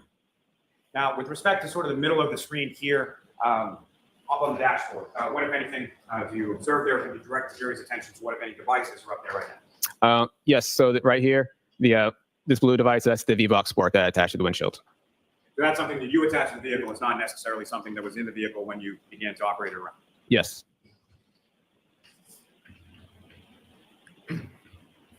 Ms. Gilman, if I could have photograph 2618.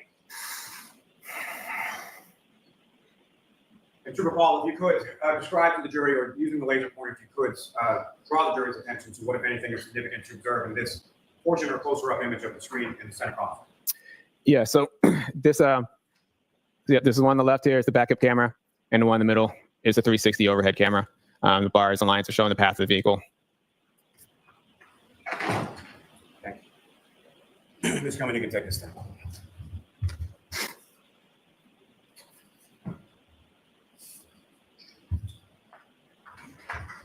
I may have a moment, John. Yes.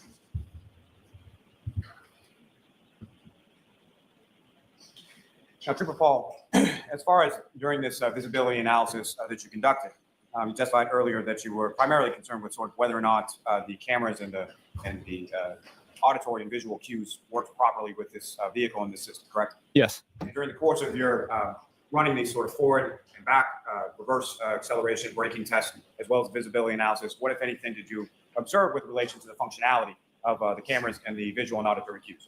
Everything seemed to be working properly. Now, when you were operating the vehicle on February 1st and you shifted the vehicle into reverse, what would then sort of occur with the screen in the center of the dashboard? It would change from the navigation to the backup cameras. And how long a period of time did that take, as far as you shifted from drive to reverse on a number of different occasions while you were conducting your test, correct? Yes. And so how long a period of time are we talking about between the time that you shift the vehicle from drive or another gear to reverse for those screens to then display both the rear backup camera and the 360 overhead view? It's fairly instantaneous, very quick. Now, at some point during the course of the visibility analysis specifically, what, if anything, did you place behind the vehicle during your visibility analysis? It was like a punching bag dummy. And where did you place that in relation to the vehicle? Along the right rear. And as far as that punching bag dummy was concerned, about how far up off the ground was the top of that? I'm not exactly sure the exact height of it. Maybe my height or taller. And with respect, your height, sir, how tall are you? 5'6". So it was at least 5'6", if not taller, is that correct? Correct. And with respect to that, placing it behind the vehicle, after it was placed behind the vehicle, at some point, were you inside of the vehicle? Yes. And when you were inside of the vehicle and that was outside of the vehicle, what, if any, visual observations were you able to make with respect to its placement? And it's in the right rear passenger side of the vehicle, is that correct? Correct. So what, if any, observations were you able to make with respect to that item or exemplar that was placed out there? It would have been visible in the cameras. Now, with respect to the visibility analysis that was conducted with respect to that, let me ask you this first. When I say exemplar, so exemplar pedestrian, can you explain sort of what that term means and how it relates to a visibility analysis? So an exemplar pedestrian is, just like you said, it would use a punch bag dummy. It was something that we used in place of a pedestrian to act like a pedestrian. Now, when that exemplar pedestrian was placed in the rear passenger side area of the vehicle, what, if any, obstructions did you observe as far as just from a visual perspective, sort of turning your head or looking at cameras or anything else as far as where that exemplar was placed? There were no obstructions. Now, if that exemplar was placed directly next to the vehicle versus feet away from the vehicle, what, if any, difference did you note as far as visibility was concerned? Yeah. So if it was placed right next to the vehicle, it would be blocked by the back pillar of the vehicle. If you place it like 5 feet away, you would be able to see the dummy in the cameras and also in the side mirrors. So at a distance of at least 5 feet, it was fully visible from where you sat in the vehicle? Yes. Your Honor, with the court's permission, if we could, I would ask, I'm sorry, I'm not sure what exhibit numbers they are, but the 2 videos that were just introduced. Okay. And Ms. Gilman, if I could have the exterior video first. Just for the record, they are 604 and 605 now. Thanks. Thank you, Madam.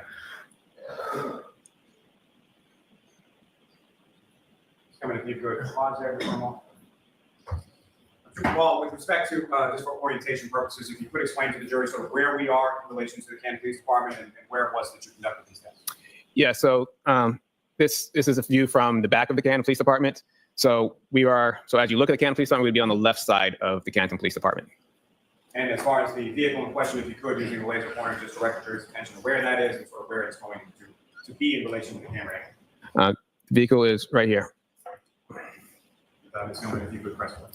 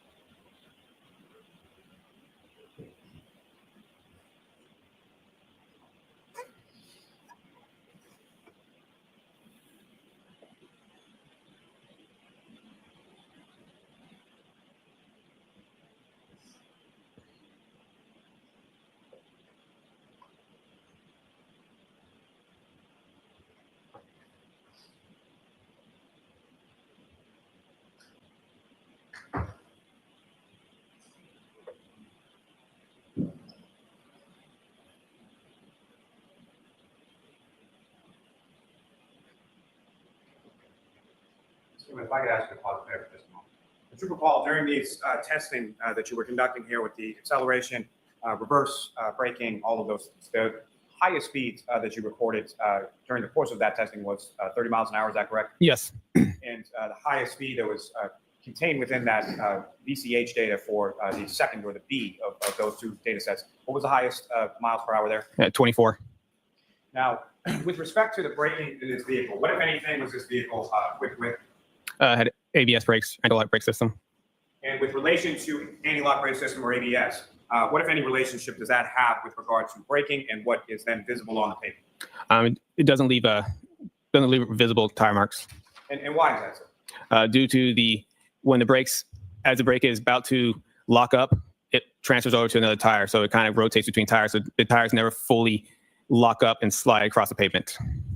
Now, in relation to ABS not leaving marks on the pavement, what, if any, relationship does that have as far as the sound difference between ABS brakes and non-ABS brakes? Yeah, the sound would be different because you would hear a car sliding across the pavement as opposed to just hard braking and engine slowing down. As far as sort of screeching of braking and tire coming to a brake, what would you expect to hear with respect to ABS braking? There would be no screeching of the tires. And Ms. Gilman, if you could press play from here.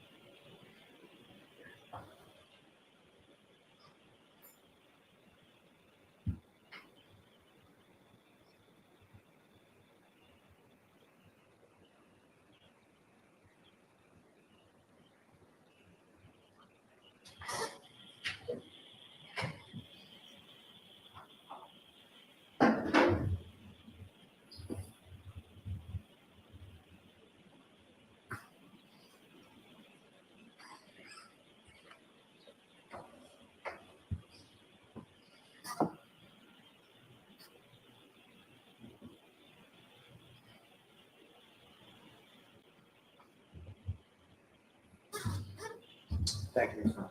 Your Honor, with the court's permission, may I publish the other video of the interior of the vehicle? Yes. Ms. Gilman, if you could just pause briefly. Again, Trooper Paul, with reference to what's up on the screen, if you could, just using the laser pointer, direct the jury's attention to the screen in the center of the dashboard, and just as far as what different parts of the screen are visible here. So right here is the reverse camera, 360 camera. And as far as this particular portion of the interior of the vehicle, are we looking at what was done with regard to acceleration or braking tests, or are we looking at the visibility now? This is the visibility analysis. Ms. Gilman, if you could, please correct.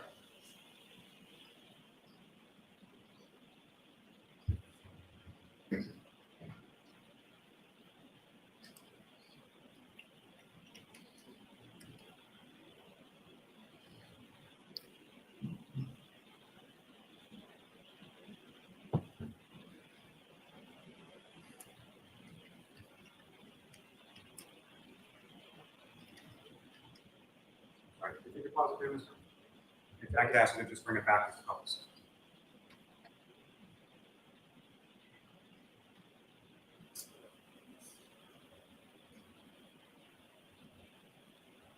Pause it there. Trooper Paul, as far as the, this is a closer up image of the screen that was visible in the center of the dash of the vehicle, is that correct? Yes. And if you could, using the laser pointers may be a little difficult to see. If you could, using the laser pointer, direct the jury's attention to what, if anything, you observe on the screen while the vehicle's in reverse now, correct? Correct. If you could, direct the jury's attention to what, if anything, you observe on the screen as the vehicle's in reverse with the exemplar pedestrian behind. Yes. So this screen has now changed to a park assist screen, and it now shows a sensor for the back of the vehicle. And also same here, the sensor starts popping up in a yellow line further behind the vehicle. And then in the actual camera view, The actual camera view shows that's where our punch bag dummy was, and also shows where the sensor's backed up to on the bottom here. and Ms. Gilman, for the record, this is about 34 seconds in, if you could press play from here.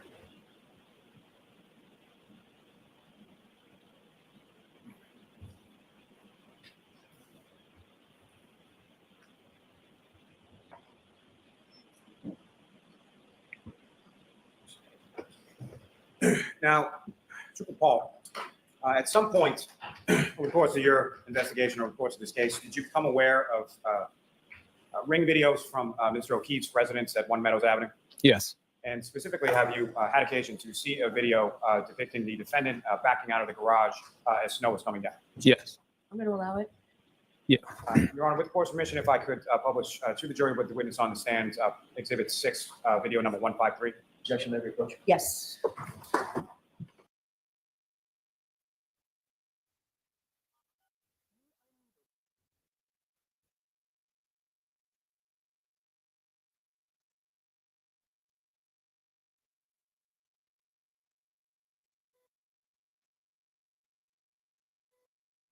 And Trooper, I'm going to ask you to stay. Sometimes when we take these breaks, when I talk to the lawyers and then don't schedule you, it's because we have to do things in the case to facilitate getting this case to you now as efficiently as possible. Next week, we will be in session here Monday. Tuesday is going to be a full day of the lawyers and I with witnesses to make sure that the case is ready for you to wrap up. So Tuesday you will be off, we'll be working. Wednesday is a federal holiday, so court is not in session on Wednesday. We'll have a full day Thursday and half a day Friday. It's a little different than we looked at, but I am assured that we are still on schedule to getting the case to you folks to begin your deliberations sometime that last week. Okay, so we appreciate everybody's patience. I appreciate the lawyers now really trying to work to get this case to you as efficiently as possible. So those cautions. Do not discuss this case with anyone. Don't do any independent research or investigation into this case. If you happen to see, hear, read anything about this case, please disregard it and let us know. We will see you on Monday. Monday will be a full day. Have a great weekend. Thank you very much. All rise for the court, please. You are muted. Here and follow me, please.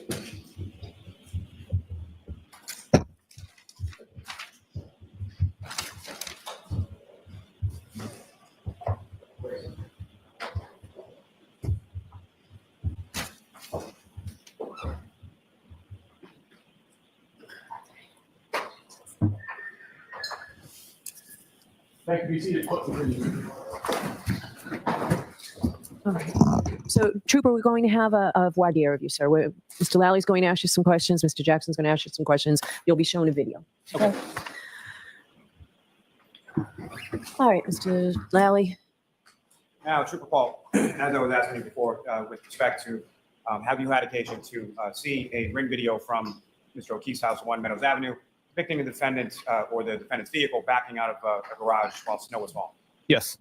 Now, in addition to that, as you've already testified to, you made observations of the defendant's vehicle in the Canton Police Department garage on February 1st. Is that correct? Yes. And Your Honor, with court's permission, may we play video at this time? Yes. Your Honor, to save time, I'll stipulate to the video. I want to see it for purposes of this voir dire. And in fact, I'd like to see the version that the defendants have with the focusing in on the tire. Understood.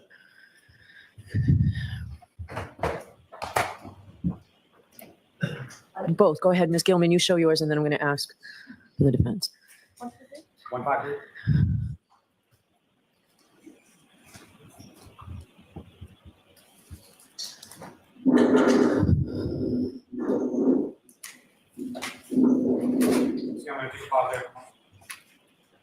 Now, Trooper, from your observations from this video, at some point, this vehicle either comes close or makes contact with Mr. O'Keefe's vehicle. Is that correct? Yes. Now, in addition to your observations of this video and your observations of the defendant's vehicle, at some points, have you also seen photographs of Mr. O'Keefe's vehicle? Yes. And is your understanding that those photographs of Mr. O'Keefe's vehicle were taken by State Police Crime Scene Services on February 3rd? Is that correct? Yes.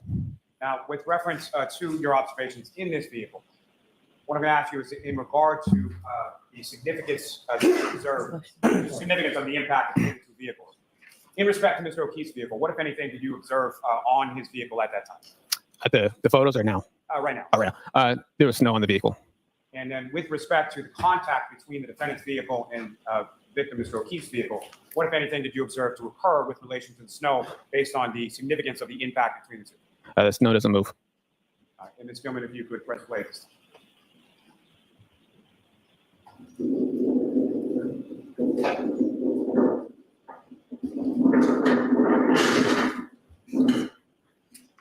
All right.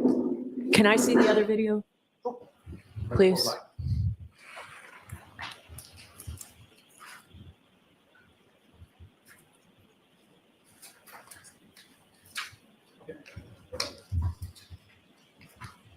Yes, I think it's on, I know it's in evidence, but I think it's on your computer, your hard drive.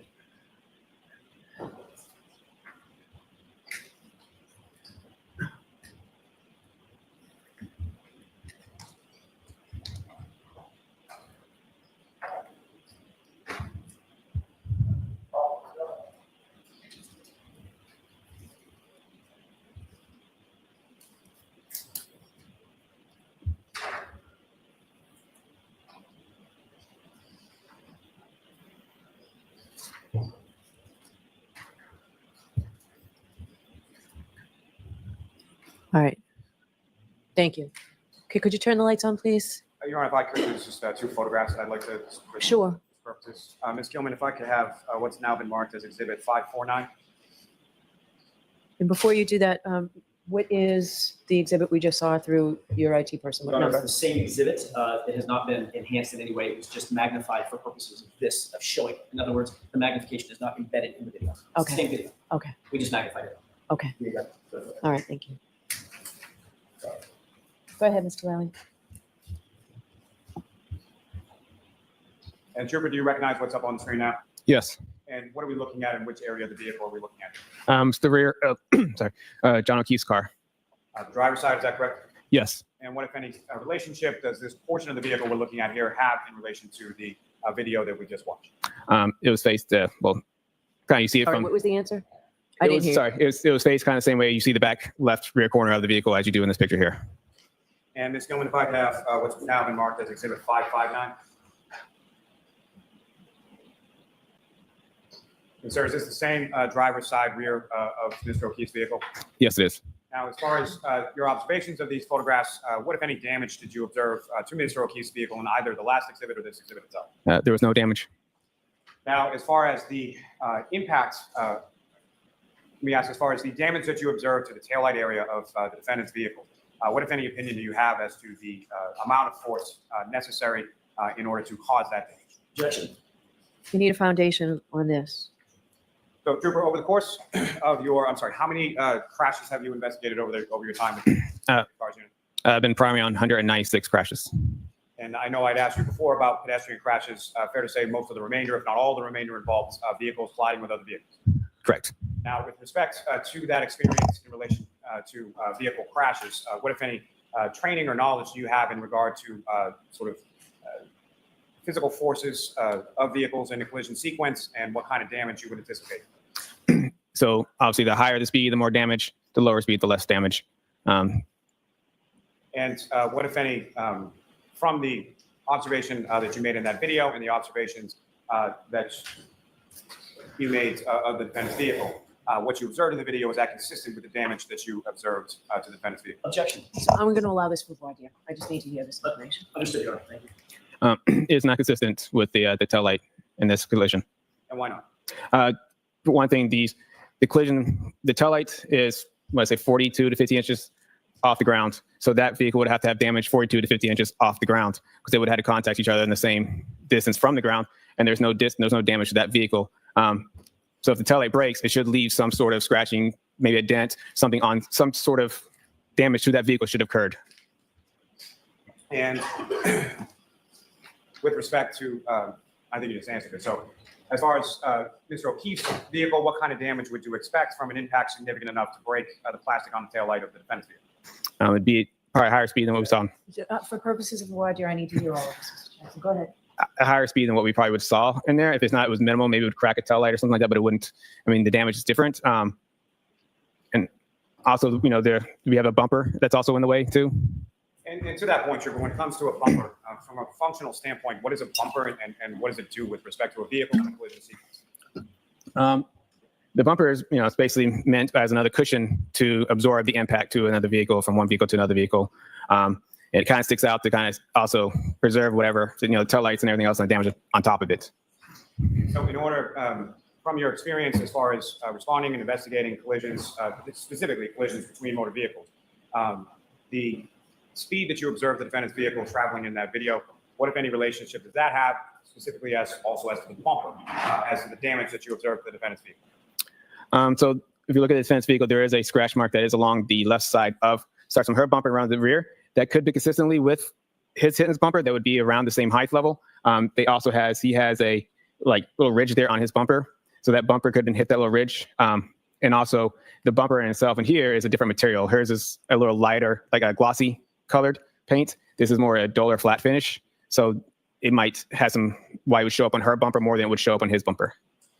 And finally, sir, in your opinion, the damage to the defendant's taillight, is that something that could have occurred or could have been caused by the crash or the contact of the vehicles that you observed in that video? Objection. No. So again, this is why, dear Mr. Jackson, going here.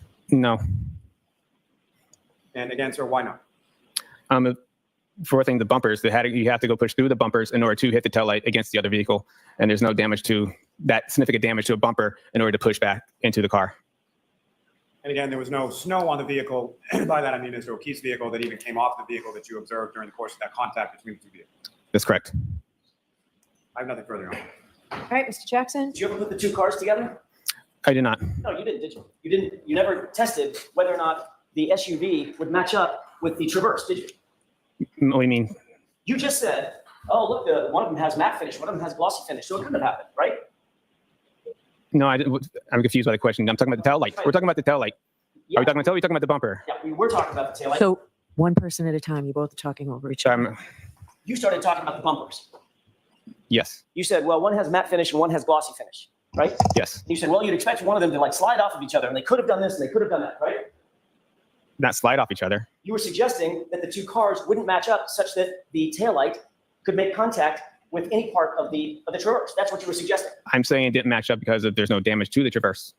You didn't test whether or not the lens, the right rear lens on the SUV could match up to any part of the Traverse, right? And make contact, physical contact with it, right? When I see a picture of the Traverse, Yes or no? when I see the picture No, of the this Traverse, is a voir dire. I need the information, Mr. you asked me a Jackson. question. Yeah, I said when I, yes or no question, Trooper.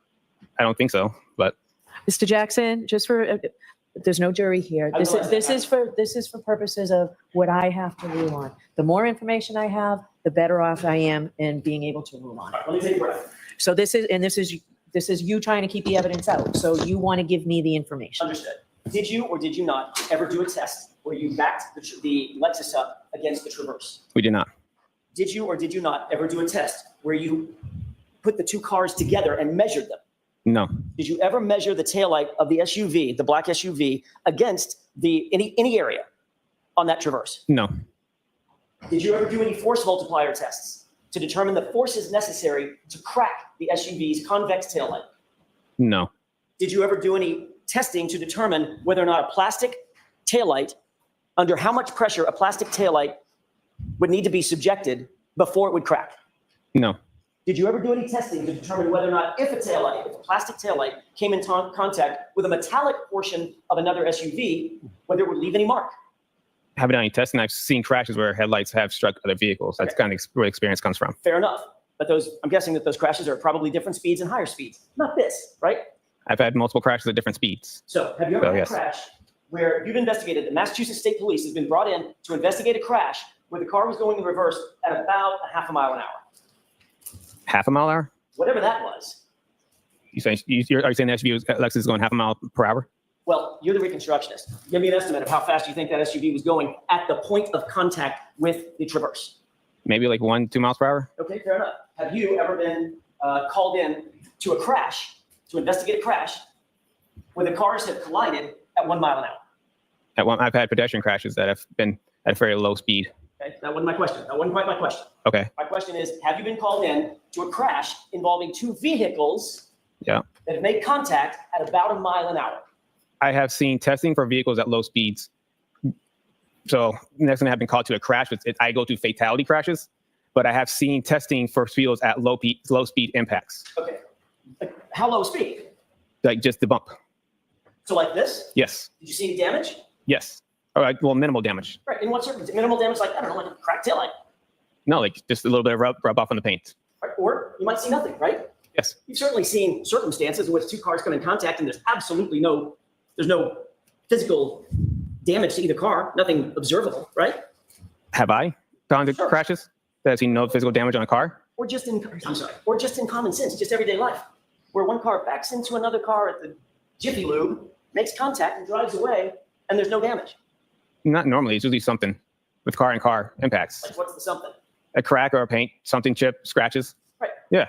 So if you put a piece of metal in that scenario, if you put a piece of metal, steel, right, against a piece of plastic, which one do you think is going to give way first? You'll still see some damage to both vehicles at a speed. Which one would give way first? Between metal, depends what speeds. And what we're talking about, you just saying plastic and metal. You're giving a pretty general, broad plastic and metal analysis here. You admit, you got to agree with me, that there are circumstances in which low speed, very, very low speed contact between two cars can certainly leave damage on one and not damage on the other, damage on both, or no damage on either one. Observe. Yes, I just said in that situation where the scratch on the side of her car had a scratch mark and his doesn't appear to have anything. And you said under questioning by Mr. Lally that certain circumstances like this could lead to a lens material, right, plastic material cracking, right? Say again, like on least. Just a few minutes ago, Mr. Lally. I'm trying to answer your question. Sorry, yes. Mr. Lally asked you a question a few minutes ago, and you indicated that something might show up on a bumper. Something might, something might, like a taillight, might actually crack, correct? In a low-speed impact. A taillight might crack in a low-speed impact? Correct. Yeah, it might crack. Okay, now, Mr. Lally also said you saw this video where the cars come close to or make contact, right? That's how we worded the question. Remember that? Come close, yep. Which one is it? Did it come close or did it make contact? I said it might. I don't know if that scratch from the side is. It's something that's consistent with the height of the bumper. Like I said, I didn't measure them from side by side, but you can clearly see there's a scratch on the side, and that's something that looks like that would come back. So as I look at the bumper, and I see the bumper, and I have that little divot, and I look at her side of her car with that scratch mark, that kind of lines up a little bit of why that could be where that was from. I thought you said there was no damage on that car, on the Traverse. There is no damage, and that's why I went to why there's two different paint materials there. That why one could have showed up on her car because it's that flat, the glossy paint on there, and it could have scratched on it. While you have something that's a little more rougher texture with like a flat, flat color on there. So that wouldn't leave on there. So you just described the circumstance in which two cars come in contact. You don't see any observable damage on one, and you do on the other. That's what I suggested that when you asked me that a second ago. Yes. With regard to the video, let's get back to the question that I asked, which was, in that video, did the SUV come close to, or did it come in contact with the Traverse? Again, I don't know because I'm saying based off the damage that is something consistent with that. So most likely it did come in contact with the bumper to bumper, but I don't know definitively because there is no damage to his car, but it's something that could be explained why there's a scratch mark alongside the right rear side of his car, or her car. Did you see the tire move, sir? Did you see the wheel on the Traverse move in that video? No, I couldn't see the wheel move. I beg your pardon? I didn't see it move. If I did, I didn't observe it moving. If it moved, it moved. I didn't observe it moving. I wasn't looking at the wheel. When was the first time you saw that video? I don't really know. It's been a little while. Well, I don't know what a little while means. Like a year ago, I think. Okay. So you saw that video a year ago. Did you put anything about that video in your report, which is wherever it is, right here? I'm looking at your entire CARS report. Yes. Put anything in this CARS report about watching that video? No, because I watched the video like after the report was done, and I watched it first time on court TV. So who on court TV during this trial? Like no, when it was on TV at some point. When did you and Mr. Lally have a discussion about you testifying about this video? That was a couple weeks ago. I'm sorry, I couldn't understand. A couple of weeks ago. What's a couple of weeks ago? Is it 10 days ago? Days ago, 2 weeks ago. 2 weeks ago. Couple. Okay. Where did you two meet? At the DA's office. Was that at your request or was that at Mr. Lally's request? It was a pre-conference hearing, or pre-trial hearing. Right. Well, pre-trial conference. Sorry. Done? So, yes. We're talking over each other. I'm trying not to talk over each other. I'm trying not either. Let's both try harder. Okay. Who set up the meeting? For my pre-trial? Yes. Okay. Paul. Adam Lally. Who was at the meeting? Everybody sitting right here. Lieutenant Tully. Lieutenant Tully, you, Adam Lally, Laura McLaughlin. I'm guessing Ms. Gilman was not there. She was not there. Correct. Did Mr. Lally show you this video at that meeting? Yes. Did he tell you that he intended to ask you some questions about this video at that meeting? Yes. Did he ask you whether or not you could render an opinion as to whether or not the impact you saw, or lack thereof, whatever the case may be, was consistent or inconsistent with damage to the taillight? Yes. Did you tell him that you would give him such opinion if called upon at trial? Yes. Did anybody take any notes? I don't know. Were you taking notes? Yes.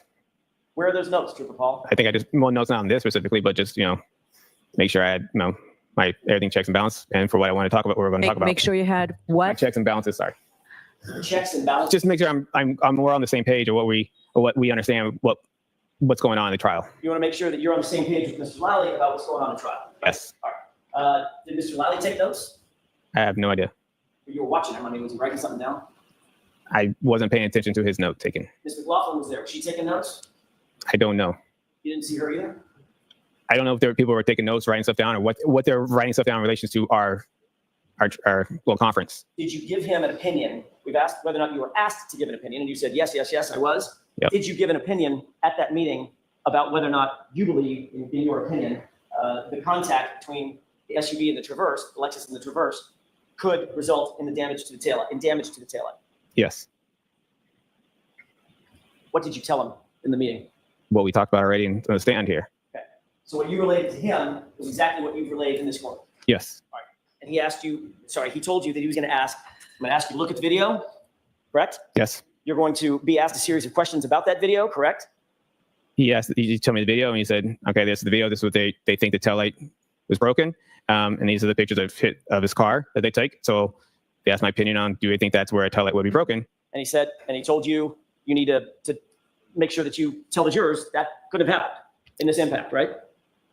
He didn't tell me I had to make sure jurors, that's my opinion on, it doesn't appear to happen in that video. Did he tell you that it would be helpful to the prosecution if you said that it would be, that it was inconsistent with the taillight break? Objection. I'm going to allow it. Did he tell you it would be helpful to the case if you said that? No. But you knew it would be, right? I'm just stating what I saw on my professional opinion on what it is. Right. If it looked like it was consistent, I would say it's consistent. If it wasn't consistent, it's not consistent. I'm not going to. I'm sure that's what you would say. Okay, so comments are not appropriate for the jury. They're also not very good for me, Mr. Jackson. Understood, Your Honor. Did you formalize your new opinion? Because this is a new opinion, right? You've never been asked this opinion before. Yes. Did you formalize this new opinion in any kind of report, memorialize it in any way? No. Did Mr. Lally ask you to create a report of some sort that you can turn over to the defense so that we would know that you have a new opinion that you're going to testify about? No. Did you save those notes that you took about making sure that you were on the same page as Mr. Lally? Yeah, I saved mine. Where are they? They're my report. They're in your report? Yeah, as I was writing a report, I just kind of highlighted stuff that I want to make sure I memorize and remember my report. Okay, I'm talking about notes specifically about this video, seeing this video and rendering a new opinion about this video. No, I didn't have notes specifically about this video. I didn't write anything down saying I must do this on this video. Did you write anything down about the new opinion that you would come up with related to this video? No, I did not. I'm just holding on. Yep. And your opinion ultimately that you imparted to Mr. Lally in that meeting was that the car did not move and the snow did not move, correct? Correct. I think that's all I have. All right. Did you want to follow up at all, Mr. Lally? No, thank you, Your Honor. All right. So, Trooper, you are all set for today. We will see you Monday morning. Thank you. Okay.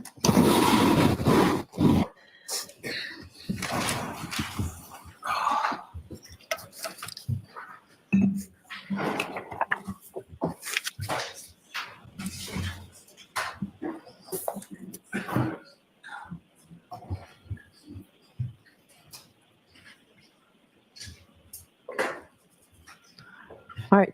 So you're moving to exclude this. I'll hear you, Mr. Jackson. Your Honor, it's very clear that this is a blatant violation. Commonwealth has at least the obligation to provide us with any new opinions that any expert's going to testify to on direct examination. They've known about this witness for not months, for a year, for a couple of years. They've known exactly what this witness has memorialized in his official report. They knew that the only thing that we had was the official report. They met with him 2 weeks ago. This has become a pattern of conduct by the Commonwealth over and over and over. We're finding these witnesses getting on the stand, finding out that there's been a sort of preemptive strike in some sort of a prep interview where they're coming up with new opinions, new conclusions, new facts. It happened with Jennifer McCabe. It's a new fact about coming up, going to Michael Lake's house. It happened with Officer Sarah, coming up with a new determination about what was said or not said at the scene that we had never heard before. That was also a prep session of some sort, or I believe it was. And then this witness, literally, it's not even like just was it light out or was it dark out?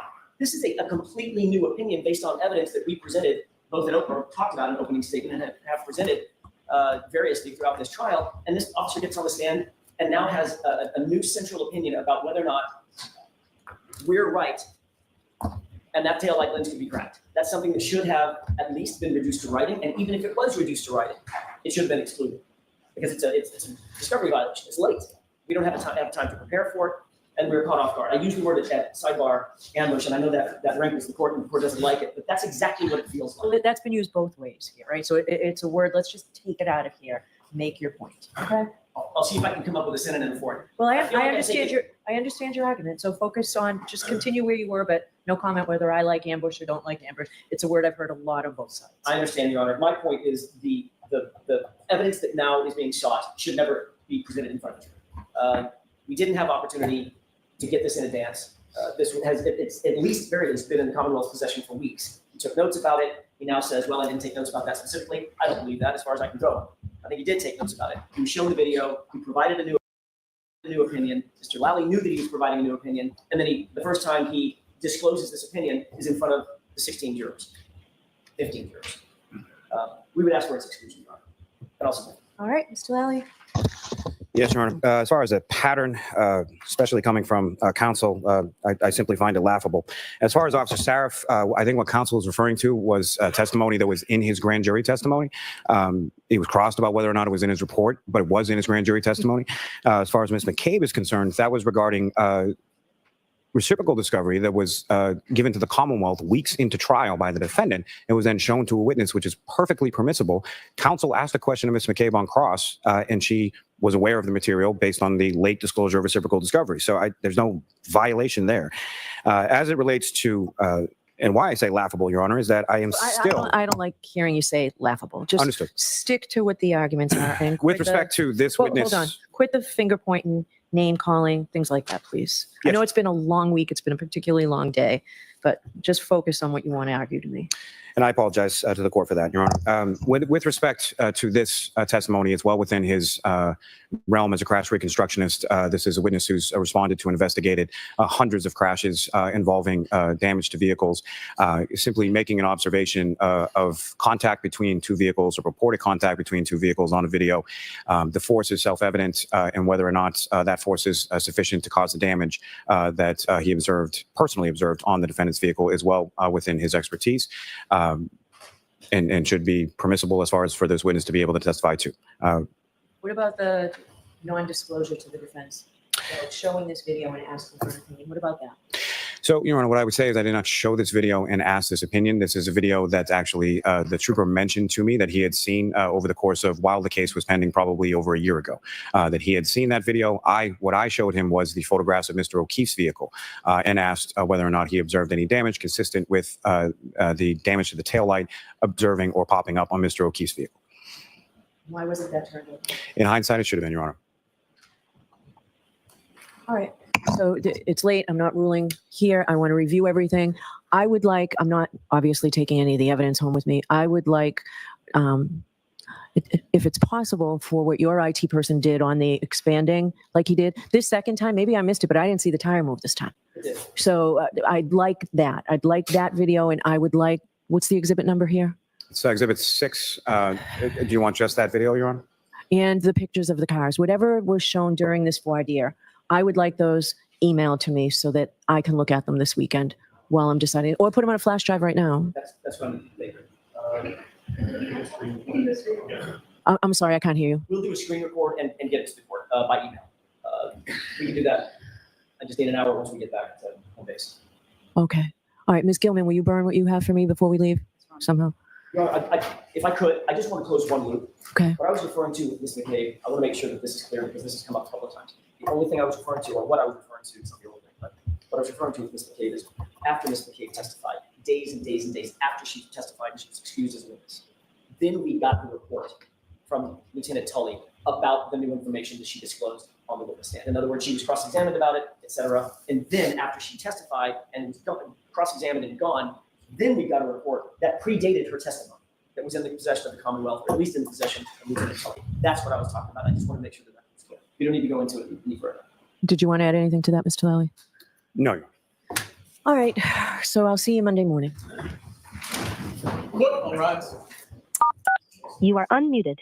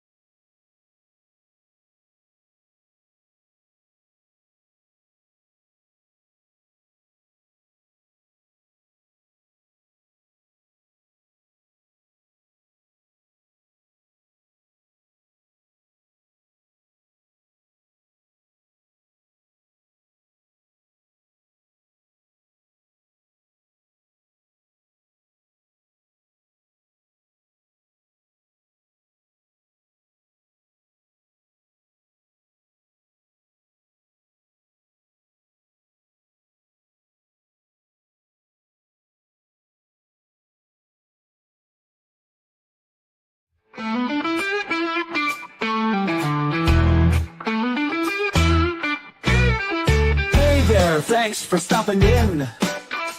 We hope you will join us again.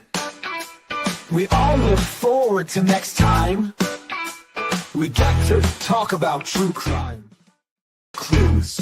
Justice served in an honest fight. True crime tales till the verdict's right. Solving more than just trivial quests, where sentences rule and the defense rests. Our true crime family is great. All types of topics we debate. Smash that like and ring that bell. Hit subscribe, you might as well.